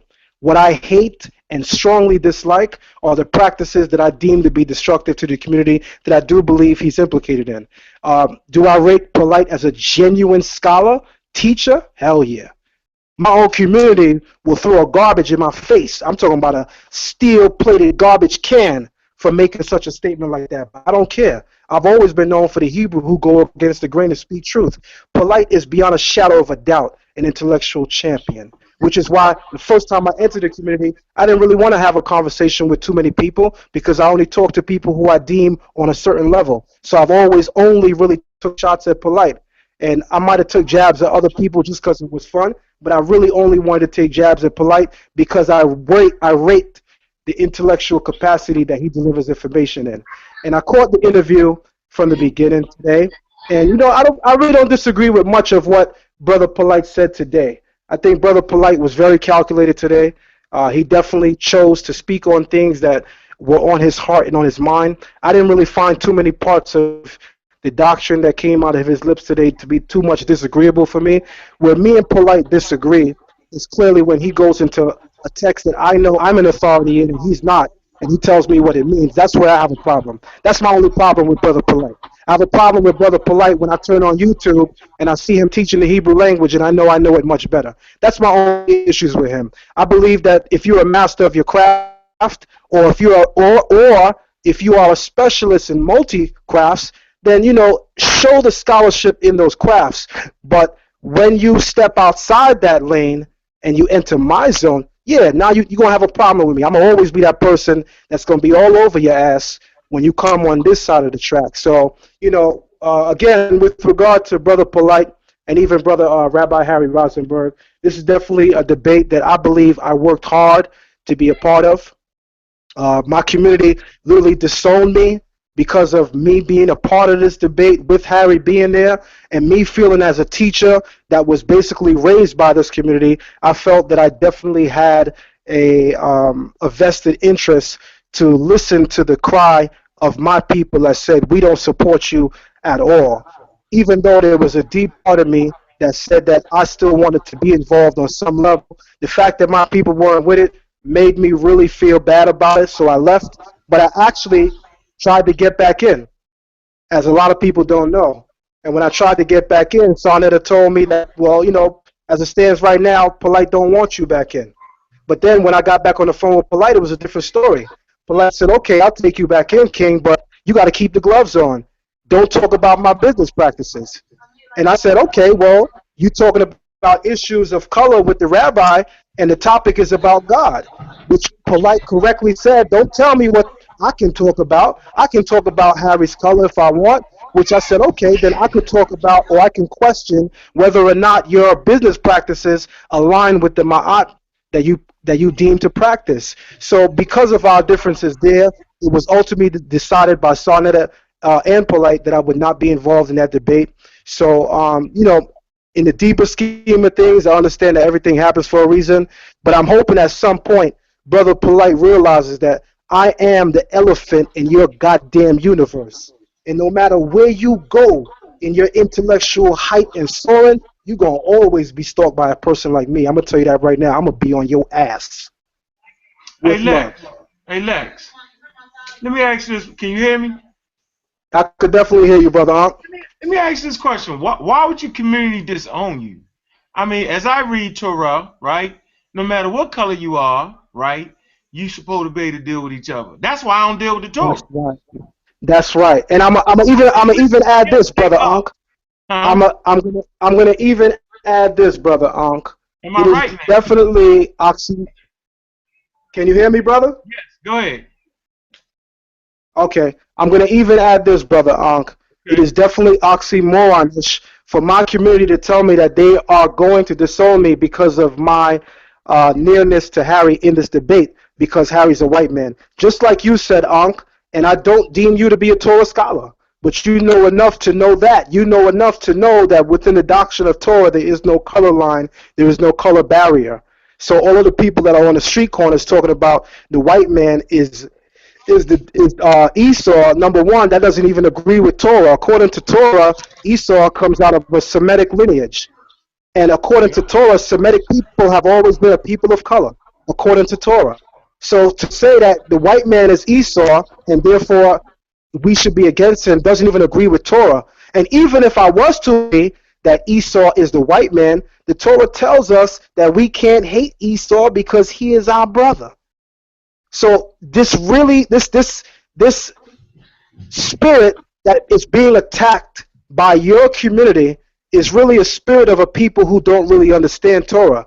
When me and Polight sat and talked, and me and Polight talked on many occasions off the record, and I'm going to always honor what me and Polight say off the record and don't bring up anything that he could be looked at funny or I could be looked at funny, because when it's off the record, it's off the record. But what I will say about what we said that's off the record that I know I can say is, Polight said to me on more than one occasion, listen, King, when it comes to people like you and Nasi, there's not too much that I disagree with about your book. You and Nasi don't go in the book and talk about the African is the scum of the earth, he's shit and he's going to die. Y'all don't do that. In fact, y'all actually mesh African heritage with Hebrew culture, something that I don't necessarily identify with. This is Brother Polight speaking, but I can appreciate that you do that you do not use the doctrine of Torah to teach that. Therefore, when I bang on Torah, I more so bang on the individuals who use it the way that they use it, i.e. people like ISUPK and GMS.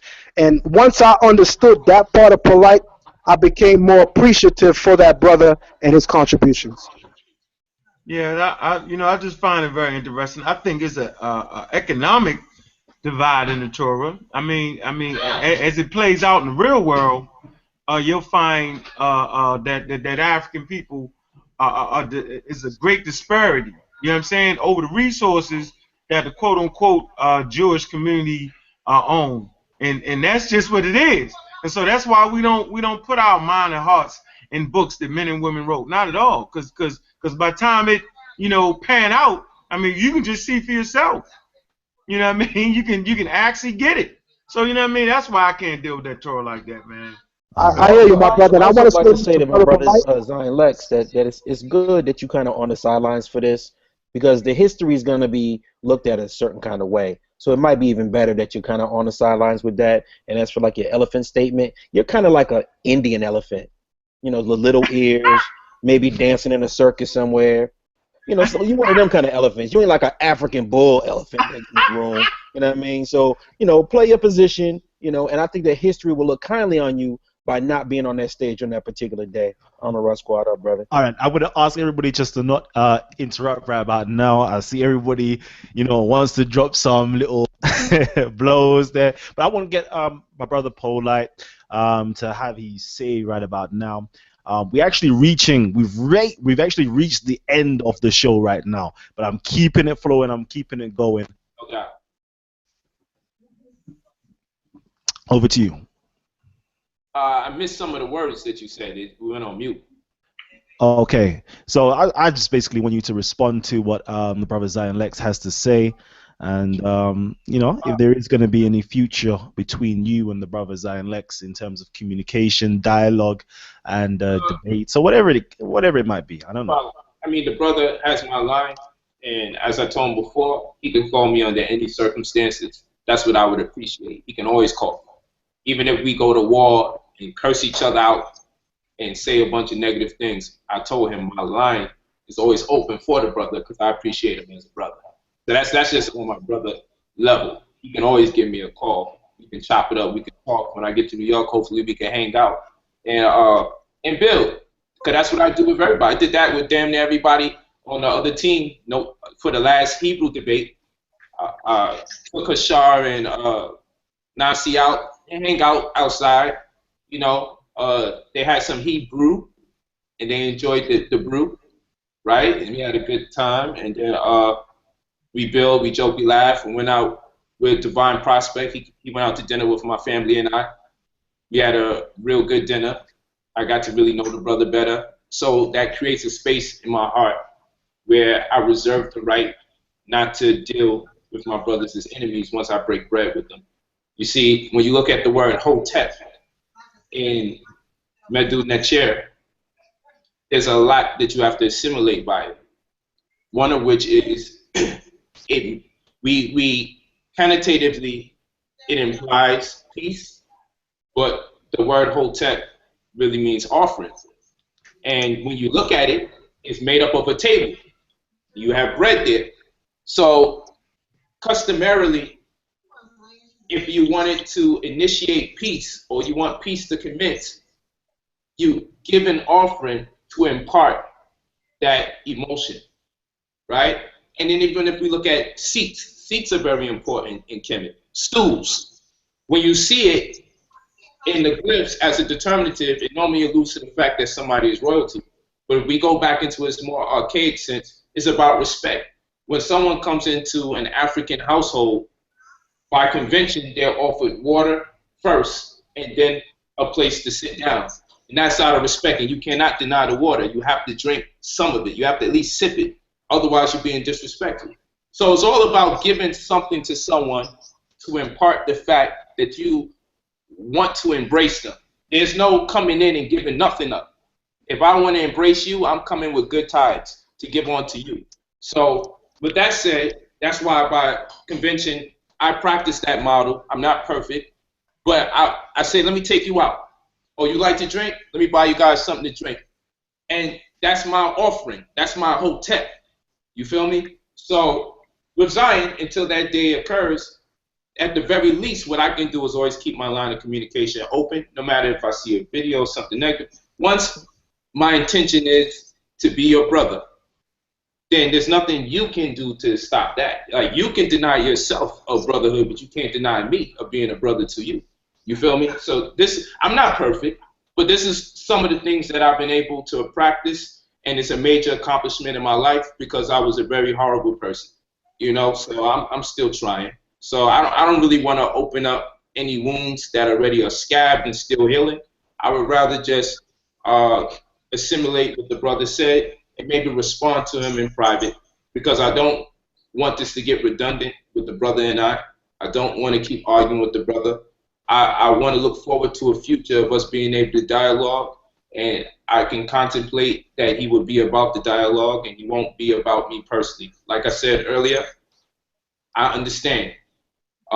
He said if I talk about race, he's going to talk about my business or business practices.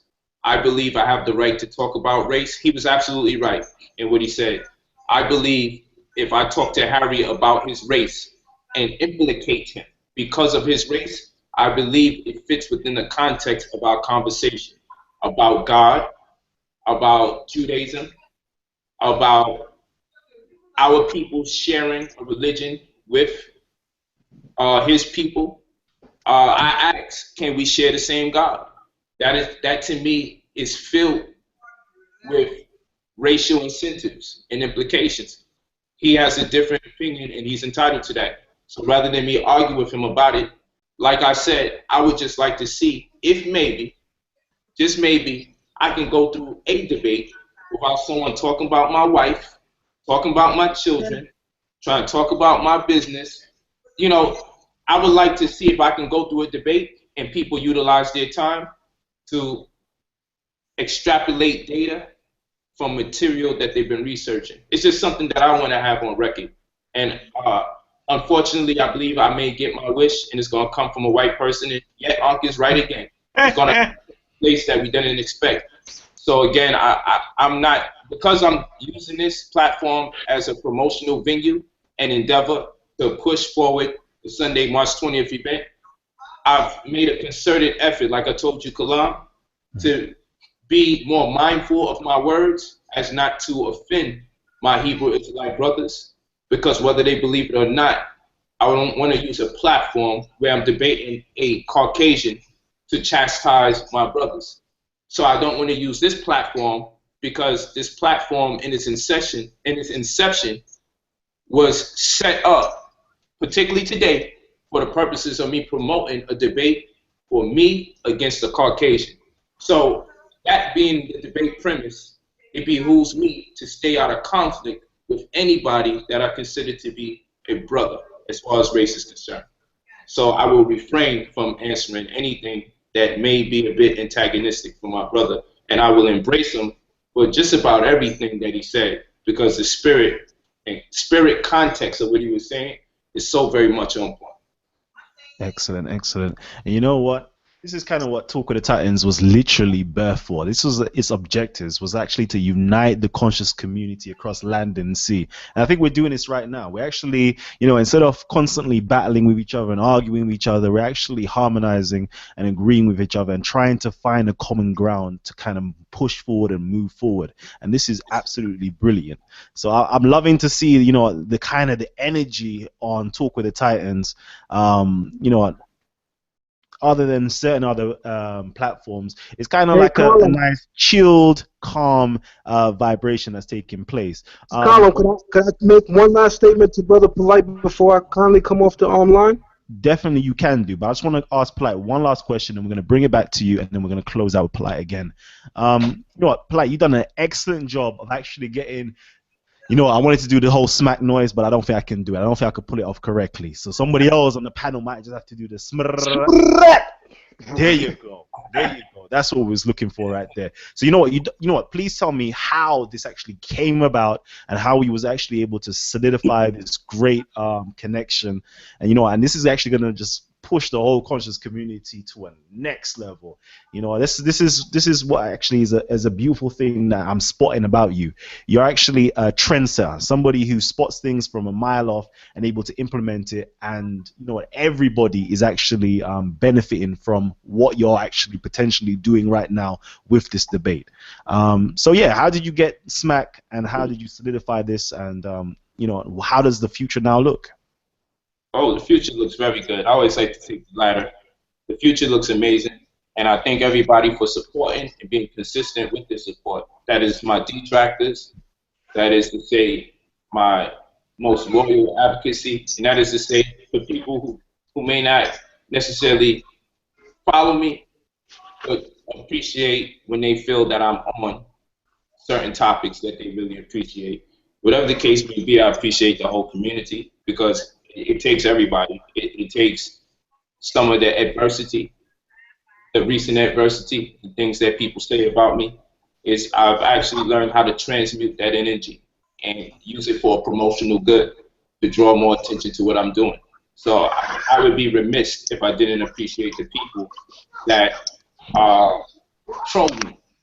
I would be remiss if I didn't appreciate them, and that's genuine, because if you don't have that to add to your element or to your brand, you don't blow up, you don't elevate, you don't transcend.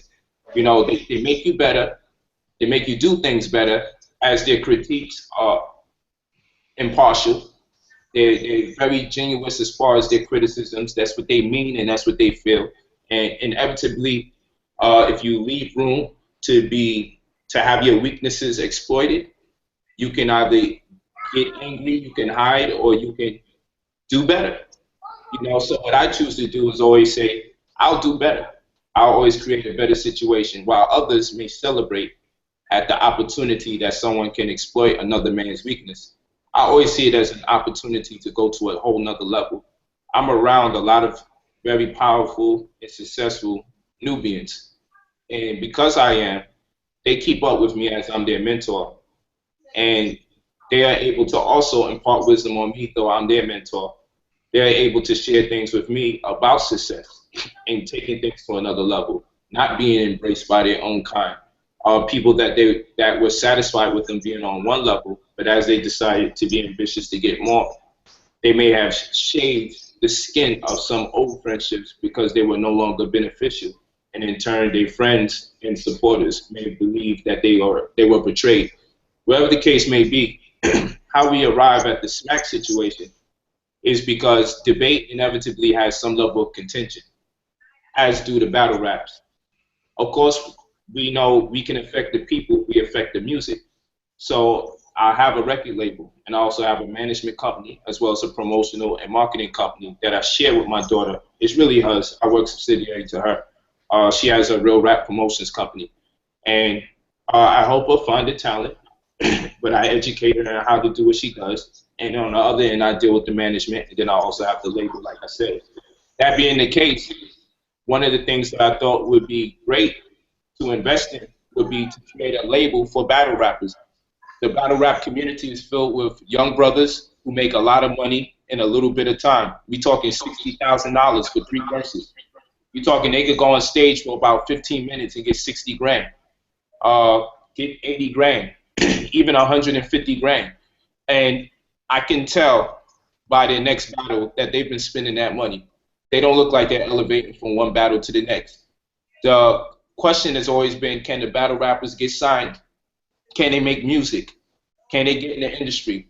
I believe that the battle rap forum has become an industry by itself. So in turn, I created a label to sign battle rappers, not to be part of the commercial context of music, more rather to enhance their already profound disposition and foundation of the battle rap community, as it has not met its climax yet. We have not seen it at its apex yet. And there are several other leagues now growing from Smack's production. And they too are getting exceptional numbers. So I conceive that there will be labels exclusively for battle rap. I'm just pioneering in this venture to do so while educating the brothers on how to invest their monies, what to put their money in. So one of my artists, B Dot, of course I'm getting conscious artists. I work with Loaded Lux. I got a book with him coming out to add to his brand because he has readers. That's part of his fan base, and he has nothing for them to read. So I expressed to him, if just 1% of the people that follow you were to purchase a book, and he has near 100,000 followers if you combine his social media, actually over 100,000, then, you know, we're looking at 30,000 on a revenue stream, nearly per social media when taken into proper context, the shared viewership. Whatever the case may be, he has a reading audience because he's conscious and nothing for them to read, but he keeps making CDs. So I just present certain ideas with my artist B Dot, who's up and coming, is going to be on Smack's platform, and we in discussions with him being on Smack's platform. He's another one, so I landed him a clothing deal. He got a clothing line, all right, book project coming out, and we're about to finalize a contract for him to represent a product on national television. Okay, so, and these are the things that I'm adding to the battle rapper, because these guys live hard. They either selling drugs or hustling on the streets or working a job and embarrassed that they work a job because their lyrics are so aggressive, and it resonates entrepreneurship or leadership, and it's hard to wake up every day knowing you're contradicting the essence of your lyrics. Meanwhile, it imposes or impedes on their ability to create if they got to constantly chase money. And by the time they get the money, they spend it all up because they don't know how to grow it in real time. So saying that, I wound up in communication with a lot of battle rappers. A lot of them mention me in their lyrics. I have a video coming out where you can see some of these battle rappers mentioning me in their lyrics. In the last battle rap out here in LA with B Dot versus Myers mentioned me. It was positive. You know, Lux versus Mook mentioned me. Rapper DNA mentioned me. Several parties, you know, mentioned me. So because I play a role in the battle rap community, but obviously they're watching the videos, the conversation comes up. We got to build with Brother Polight. His name keeps coming up. Brother Beasley watches the debates. Smack is in tune with the debates as well. So it was only a matter of time. So when they made the call to connect with Brother B Dot, it kind of everything fell into place. And the way my mind works, part of the deal for them to get B Dot is I need y'all guys on this platform. This is how I'm thinking. I didn't even have to go through no intense conversation. Those brothers were very forthcoming about supporting. And for me, anytime I do something, I want it to be an event. I want the person that I'm working with to benefit. Tazaryach, despite our differences, to this day, he would tell you, I did excellent business with him. He'll never lie. He always appreciates that fact. He said, despite anything I said that he may have taken out of context or anything mean that I say, Brother Polight was a professional through and through the event and after the event. And I kept to everything I said I would do during and after the event. He'll always say that. He'll never go against that. I believe that because that's what he's been telling people all the time. The business was good. The reason why that's important for me is because when the next person wants to debate me, I need that type of testimonial as leverage so they can understand that despite the fact I'm a debater and a promoter, I can deal with you with a certain level of professionalism. So that being the case, I also want people to understand when they get into a debate with me that their stock will go up higher. They'll get a larger viewership, and there'll be people that's watching that wouldn't be watching under other circumstances for debate forums. What I'm interested in is to create something so viable and so big and with such momentum that we can create serious job opportunities out of enterprise in these debates.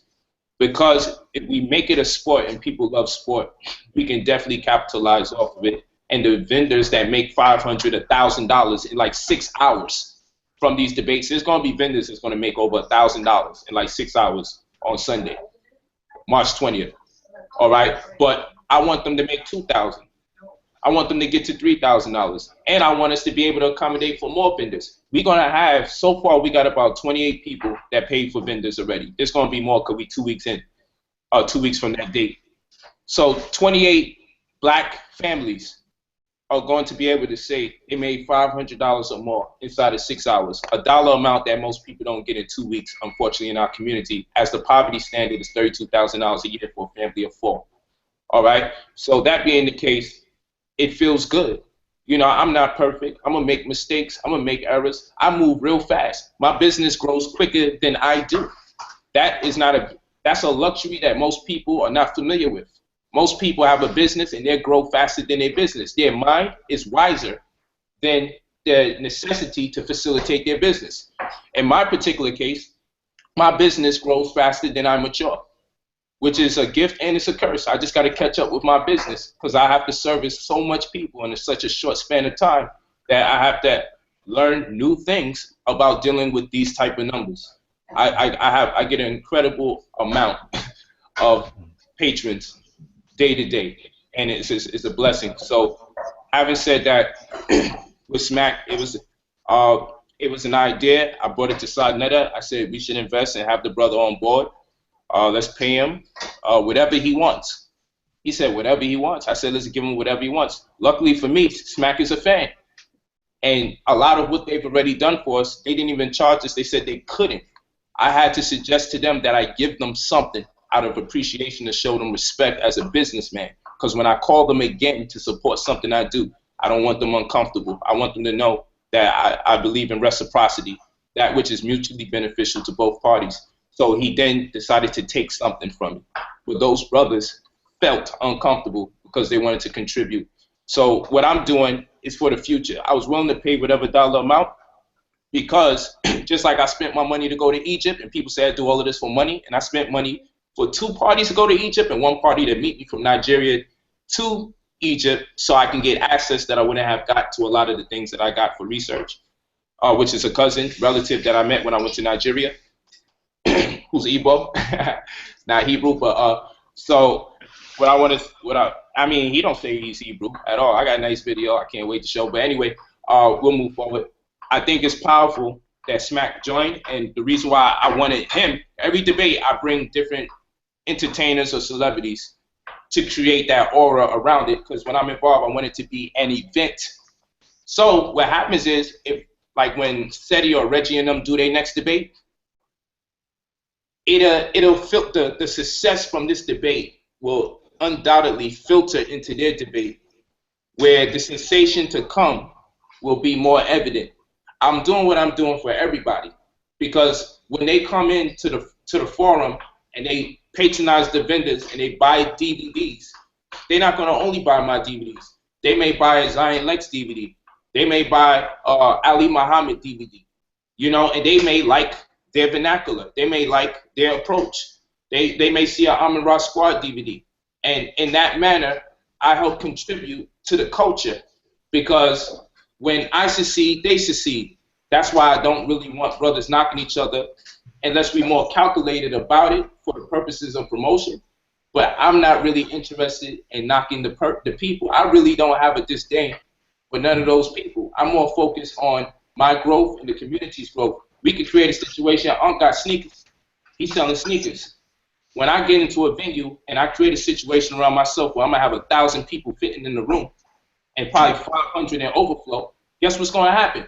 He can sell out of his sneakers. And in that way, I contributed.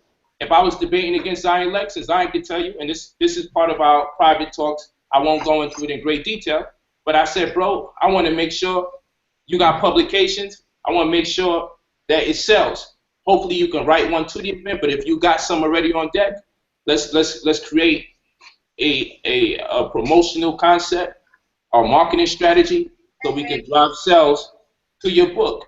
This is the conversation I have with someone I'm supposed to debate. You feel me? I'm not. I want support. I want us to eat. He's a father. I can't have him as a black man not able to feed his children. So if I contribute to his livelihood, where he's empowered to take his child to Disneyland or give his child more than he normally would because he made that much in one day, when he normally has to work harder to make that per week, then I feel I've done my community a service with all the vendors that's going to make money. The venue is black owners. They're going to make money. The chair guy that we rent from is going to make money. He's black. The guy that's doing the DJing, he's black. You know what I'm saying? I got to pay him over $700. Sanetta's going to get paid. He's black. You know, so I just do what I can when I can. So when people say, why you ain't supporting, why you ain't giving money to this one? In one day, we're going to have at least 40 vendors in that building. I'm going to be responsible for at least 40 black families being able to feed themselves without operating with white people. See, I'm going to be responsible for the chair guy making money for his family, the black people to stay in business who renting out the venue to us because it's a black-owned business. Okay, I'm going to be responsible for the DJ who's black, making his money. So when people ask me to donate, in one day, many people will make thousands of dollars just because of an opportunity that was created to the community that will benefit inevitably just because of the information. That's the focal point. So next debate that I do, I'm going to have another strategy ready. And you asked me earlier, who do I have in mind after Harry? That's the one question I didn't answer. And I will not answer it because much like boxing, I don't want to think ahead of the opponent that I got to deal with because that could get me knocked out. I got to keep my eyes on the opponent at hand. So I wanted to answer that earlier, but I didn't get a chance to because we went into something else. All right. And you know what? We've got the brother Harry Rozenberg back in again. Okay. You know what's really good? You know, we're actually running way over time. I'm sure we're hitting the 3.5, 4 hour mark real soon. I know it's like 2:33 in the morning right now over here, and I know it must be at least 5 o'clock over in Israel. You know what? Because I'm quite surprised as well. Because I get you know, prior to doing all of this, I actually came from the media industry, the music industry, and I've got a lot of celebrity friends that I'm surprised that when they inbox me to tell me that they're watching these debates, they're watching the shows, and I'm like, wow. Like, sometimes, you know, I'm very hesitant to actually promote to my sphere, my circle, because at times, you know, it gets a bit crazy, and they're gonna be looking at me like, "Right, you like this? Is this what you really like?" So it's wonderful to actually see, you know, the celebrity community actually responding to these debates and actually being more vocal. And if you're starting to listen to UK rap or UK grime music, you're seeing them speaking about the spirits and the powers and the ancestors and all these different terminologies that are prevalent inside of the black conscious community. And the reason why they're speaking such ways is because they're actually tuning into the YouTube. They're tuning in and listening to the blog talks and all the you know, material that's out there pertaining to the consciousness. So it's a beautiful thing to actually see it, you know, taking place first of all in America, and we know it's going to trickle down over here in the UK, where, you know, the conscious community or the celebrity community is going to merge with the conscious community, and there's going to be an explosion taking place worldwide. So that's wonderful. I know we've got Zion Lexx and we've got Rabbi Harry Rozenberg in with us right now. You know what? We're literally, I know I need to close the show. So if you've got anything that you want to say, please say it now. Or mute your mics and say it. I'm out in like 5 minutes. No problem. Or mute your mics and say it. And of course, if you're tuning in right now, please get your tickets early. Get your tickets early if you want to actually get into the building. I'm aware of, you know what? It's almost. You know what? How much is the venue holding? Is it 1,000?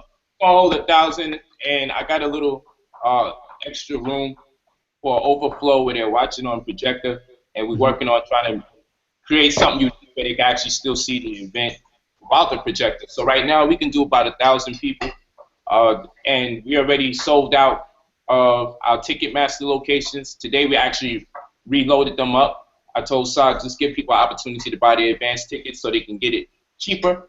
Because normally, by tradition, you say, hey, we sell out. They everybody's got to buy more at the door. So get your advance tickets now. It's cheap. It's cheaper. So we can do what we got to do there. The live stream will not be on YouTube, just so people know. The live stream, my wife's going to do the service finally. Sara's going to really just let her do what she does, because last minute he does what he does, and we love each other. We family.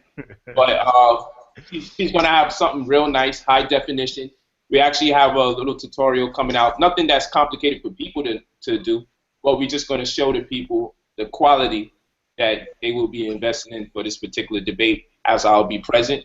And she's our tech. She does a lot of, she gives us a lot of technical support. Sanetta and I, when we do these events, that's where my wife, mine is at. So the pay-per-view is going to be awesome.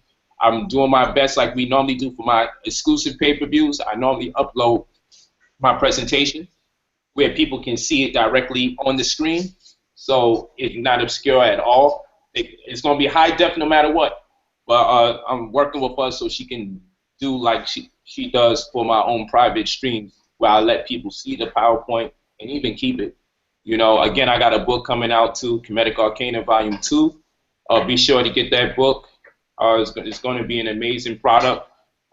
It's going to sell for $50, but it costs $100. But it's going to sell for $50 for the event, for those who come to the event or those who buy it during or before the event. It's Kemetic Arcana Volume 2.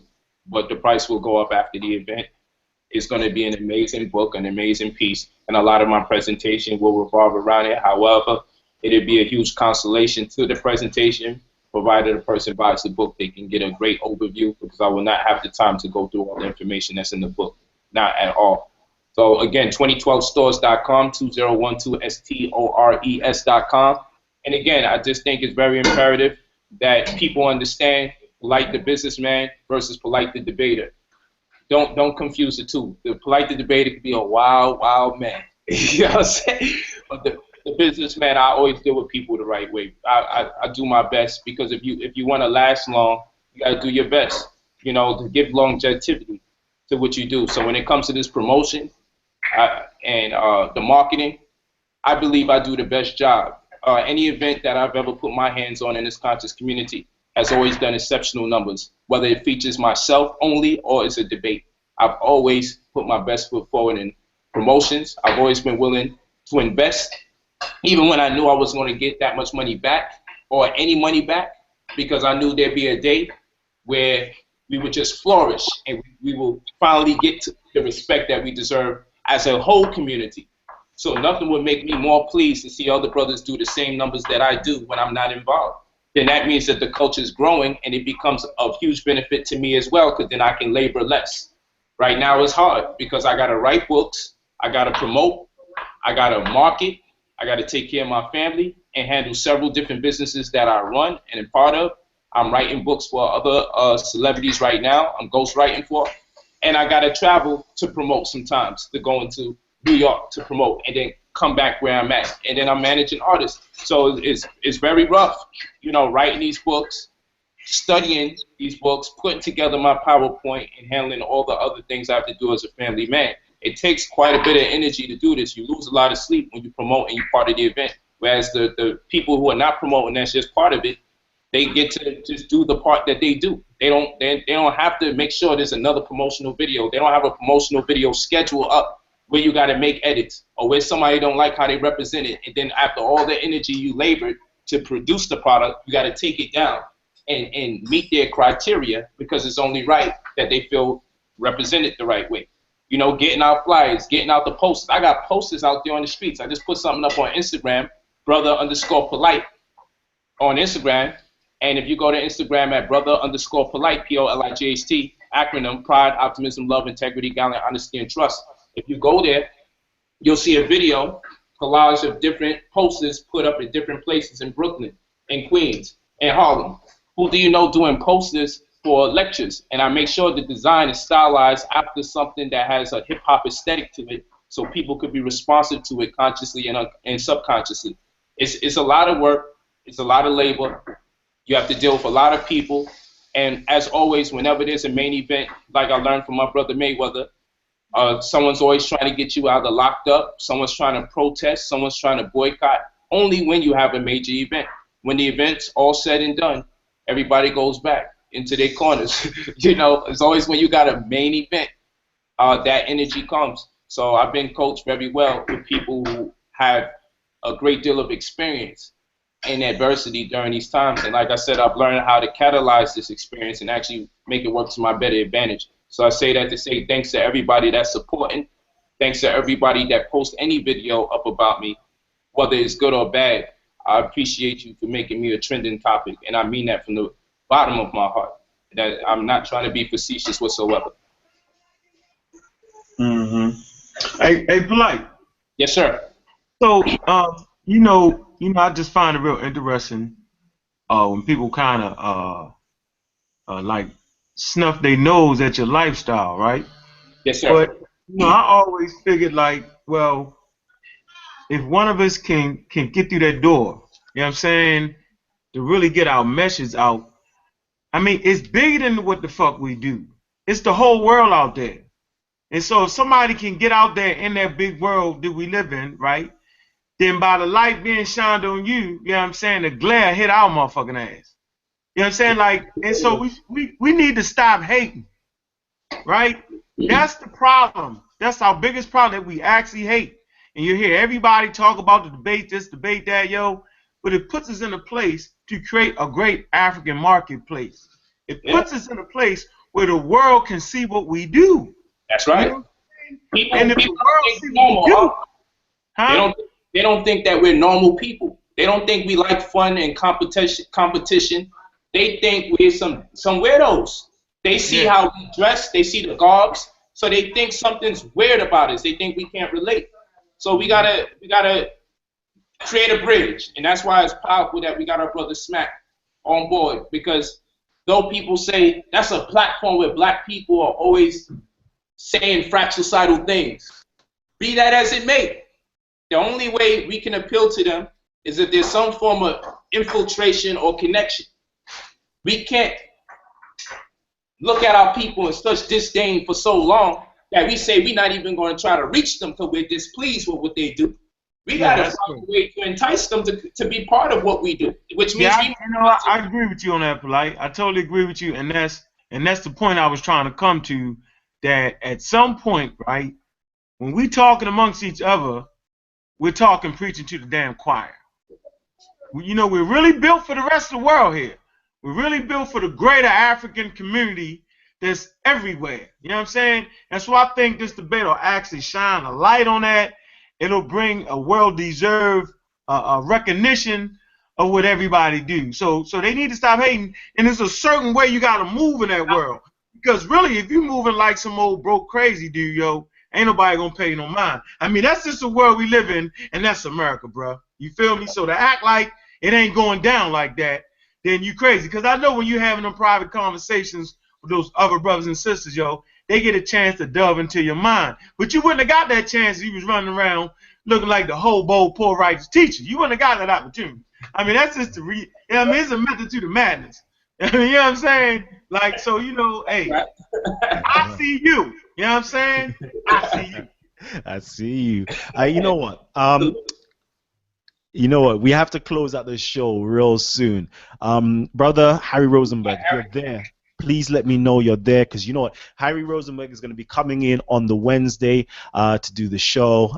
He's going to go into some great depths on you know what, Torah, spirituality, and metaphysics. You know what? Please, actually, you know what? I want you lot to let me know. Yeah. He just came up on the screen. Yep, he's coming in. He's coming in. Please let me know. Okay, I'm planning. I'm in two minds at the moment whether I should come to this debate or the next debate.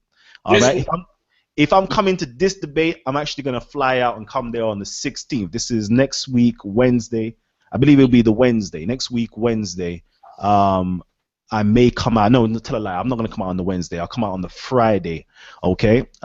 So please let me know if I should come out on this debate. Just put a 1 down below. Let me know if I should fly out or not, because I want to meet. I want to touch base with my brother Polight. I want to touch base with Harry Rozenberg. I want to touch base with Uncle Keck. I want to touch base with all my American family. So please let me know if you want me to fly out, and I will make it there. And trust me, I'm recording everything for you. Even if I could try to get Even if I could try to get some live stream going on where Sarnet has a 2-3-man camera set up going on where you can get, you know, what's going on the screen, what's going on the actual projectors, what's going on in the crowd, all sorts, you know. So let me know, and I'll try to make this happen, okay? So just hit a 1 down below if you want me to fly out. Represent UK. You are media, brother. You got to be there. This is going to be the biggest event of the year. The only other one that's going to be bigger than this is the next one I do, bro. You know what I'm saying? You better get up in there. In there, man. All I'm seeing is ones right now, you know. That's a good look. That's a good look. All right. I think you lot have made my mind. Next show, you might even see the ticket being purchased. I might even go through it. All right. So okay, my brother Harry Rozenberg, please come in. Yes, I'm here, brother. Thank you. Yes. So can you give us, like, you know what, you've heard what the brother Polight has to say so far, but please let us know what you've got coming up for this show on Wednesday at 6 p.m. EST. Please let us know what you've got in store for us, and then afterwards let me know what your thoughts are on Polight. I appreciate the opportunity to speak right now. Thank you. First of all, you should definitely come to the debate because, you know, is there a next one? We'll see about that. This could be the debate of debates, or it could be something that just keeps rolling. We'll see. So there's only one way to find out. So you don't want to miss it. That's for sure. Secondly, is, you know, I've been following a lot of the movement of the community just to, you know, acclimate myself with where it's at, where it's holding, and I'm seeing a lot of the perception of the Torah and the Bible, you know, is coming from a lot of church influence, and not really a lot of the uncut truth that's been hidden over the generations and the centuries, which is not so easily accessible on the internet, on Google, on YouTube. You can't really find the stuff that I'm going to be coming with. You have to really have been directed there. So I hope to have an opportunity to bring to your community, your followers, some beautiful wisdom that, you know, can only have been found on a transmission. If you were taught it by someone who was taught it by someone all the way back to someone we call Moses, whether Brother Polight believes he existed or didn't believe he existed, there's only one way to, you know, to get to the bottom of that whole thing as well. So I'm just, you know, I'm honored to have the opportunity to share what I think is light with the people. And as I was saying to you before, I think we're going to find a lot of common denominator truths between the light we're speaking about. You know, someone may say, hey, this is true. We say it's true, but we also say that this truth came, you know, a little bit before your truth was revealed. But I'm going to show how these truths are universal and they're not exclusive to any human or any culture, and there's something all humans are going to inherit in the future. So I'm excited to just build on that and share. You know, that's my. I don't want. I'm not large with words. I'm going to get to the point. You know, nice and clear. Thank you, Harry. And I'm going to bring it back to Polight to kind of sign us out for today's show, because we've reached the end of the show. So Polight, if you'd like to sign us out right now, it's over to you. Any last announcements? Yes. To the widows out there that's expecting me to go in there and disrespect Harry, not going to happen. I got to go in there and represent our community to a very high degree, which is to not conform to the pressures or even to the stereotypical expectations that many people have for our people when it comes to getting or engaging in these diatribes. I want to give Zion Lexx a huge thank you for his demeanor and his composure on the show. I want to thank Rabbi Harry Rozenberg, for his participation in the event, because it is just not me, it is his contribution to the event that helps make it the event that it is. So I'm very, very grateful and humbled at the experience that he has allotted to our community to have this conversation, and for his community to also record and document this information. I also have to thank you, my brother Kalam, for doing an exceptional job as a host, and you have set the bar relatively high for people that will follow after you and how they should conduct business and how they should appropriate time for the speakers and just the energy that you exude on your platform. I think you've created a very effective working model for the conscious community to follow after. I've been reluctant not to just be on your show, but on many. I've took a leave of absence of being on a lot of people's shows not yours, when I decided to take that leave of absence, a little lighter. When I decided to take that leave of absence, it came around a time where I was just meeting you, my brother. So it was never personal. It was never personal. It was just simply the fact that I want to grow. And sometimes if you deal with the same parties, it's going to be very difficult to grow. The company you keep will be the deciding factor if you're going to make a change in your life.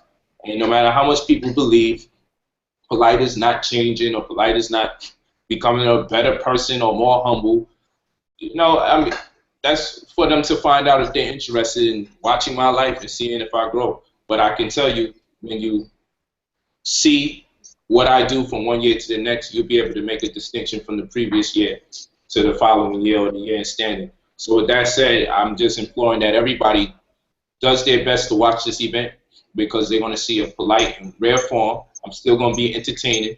It's going to be very educational. And anytime you get a group of people to come out in large numbers, the frequency, this is always an ancient practice, whether it's to meditate, whether it's to pray, or in this particular case, to get knowledge. Whenever you have a sea of people coming out with the same expectations, undoubtedly, some, if not all of those expectations will be fulfilled. I'm a strong believer in that. So the more people that we get to tune in to the live stream, to come in person, the more people that we have that want to actively engage the truth. They will empower the speakers to be part of the mission. We will just be filters to get the information out. They will empower us to be able to communicate the thought process that many people have longly anticipated, that is long overdue. So I'm telling everybody, come out for the Day of Atonement. It's going to be a powerful event. And with contributors like my brother from Talk with the Titans, we can never do no wrong. I appreciate everybody for listening. Thank you for coming out. 2012stores.com. Get the pay-per-view tickets. Buy your tickets in advance if you're coming in person. 2012stores.com. Do what you have to do. Support black business. And let's keep the ball rolling. Peace. Peace.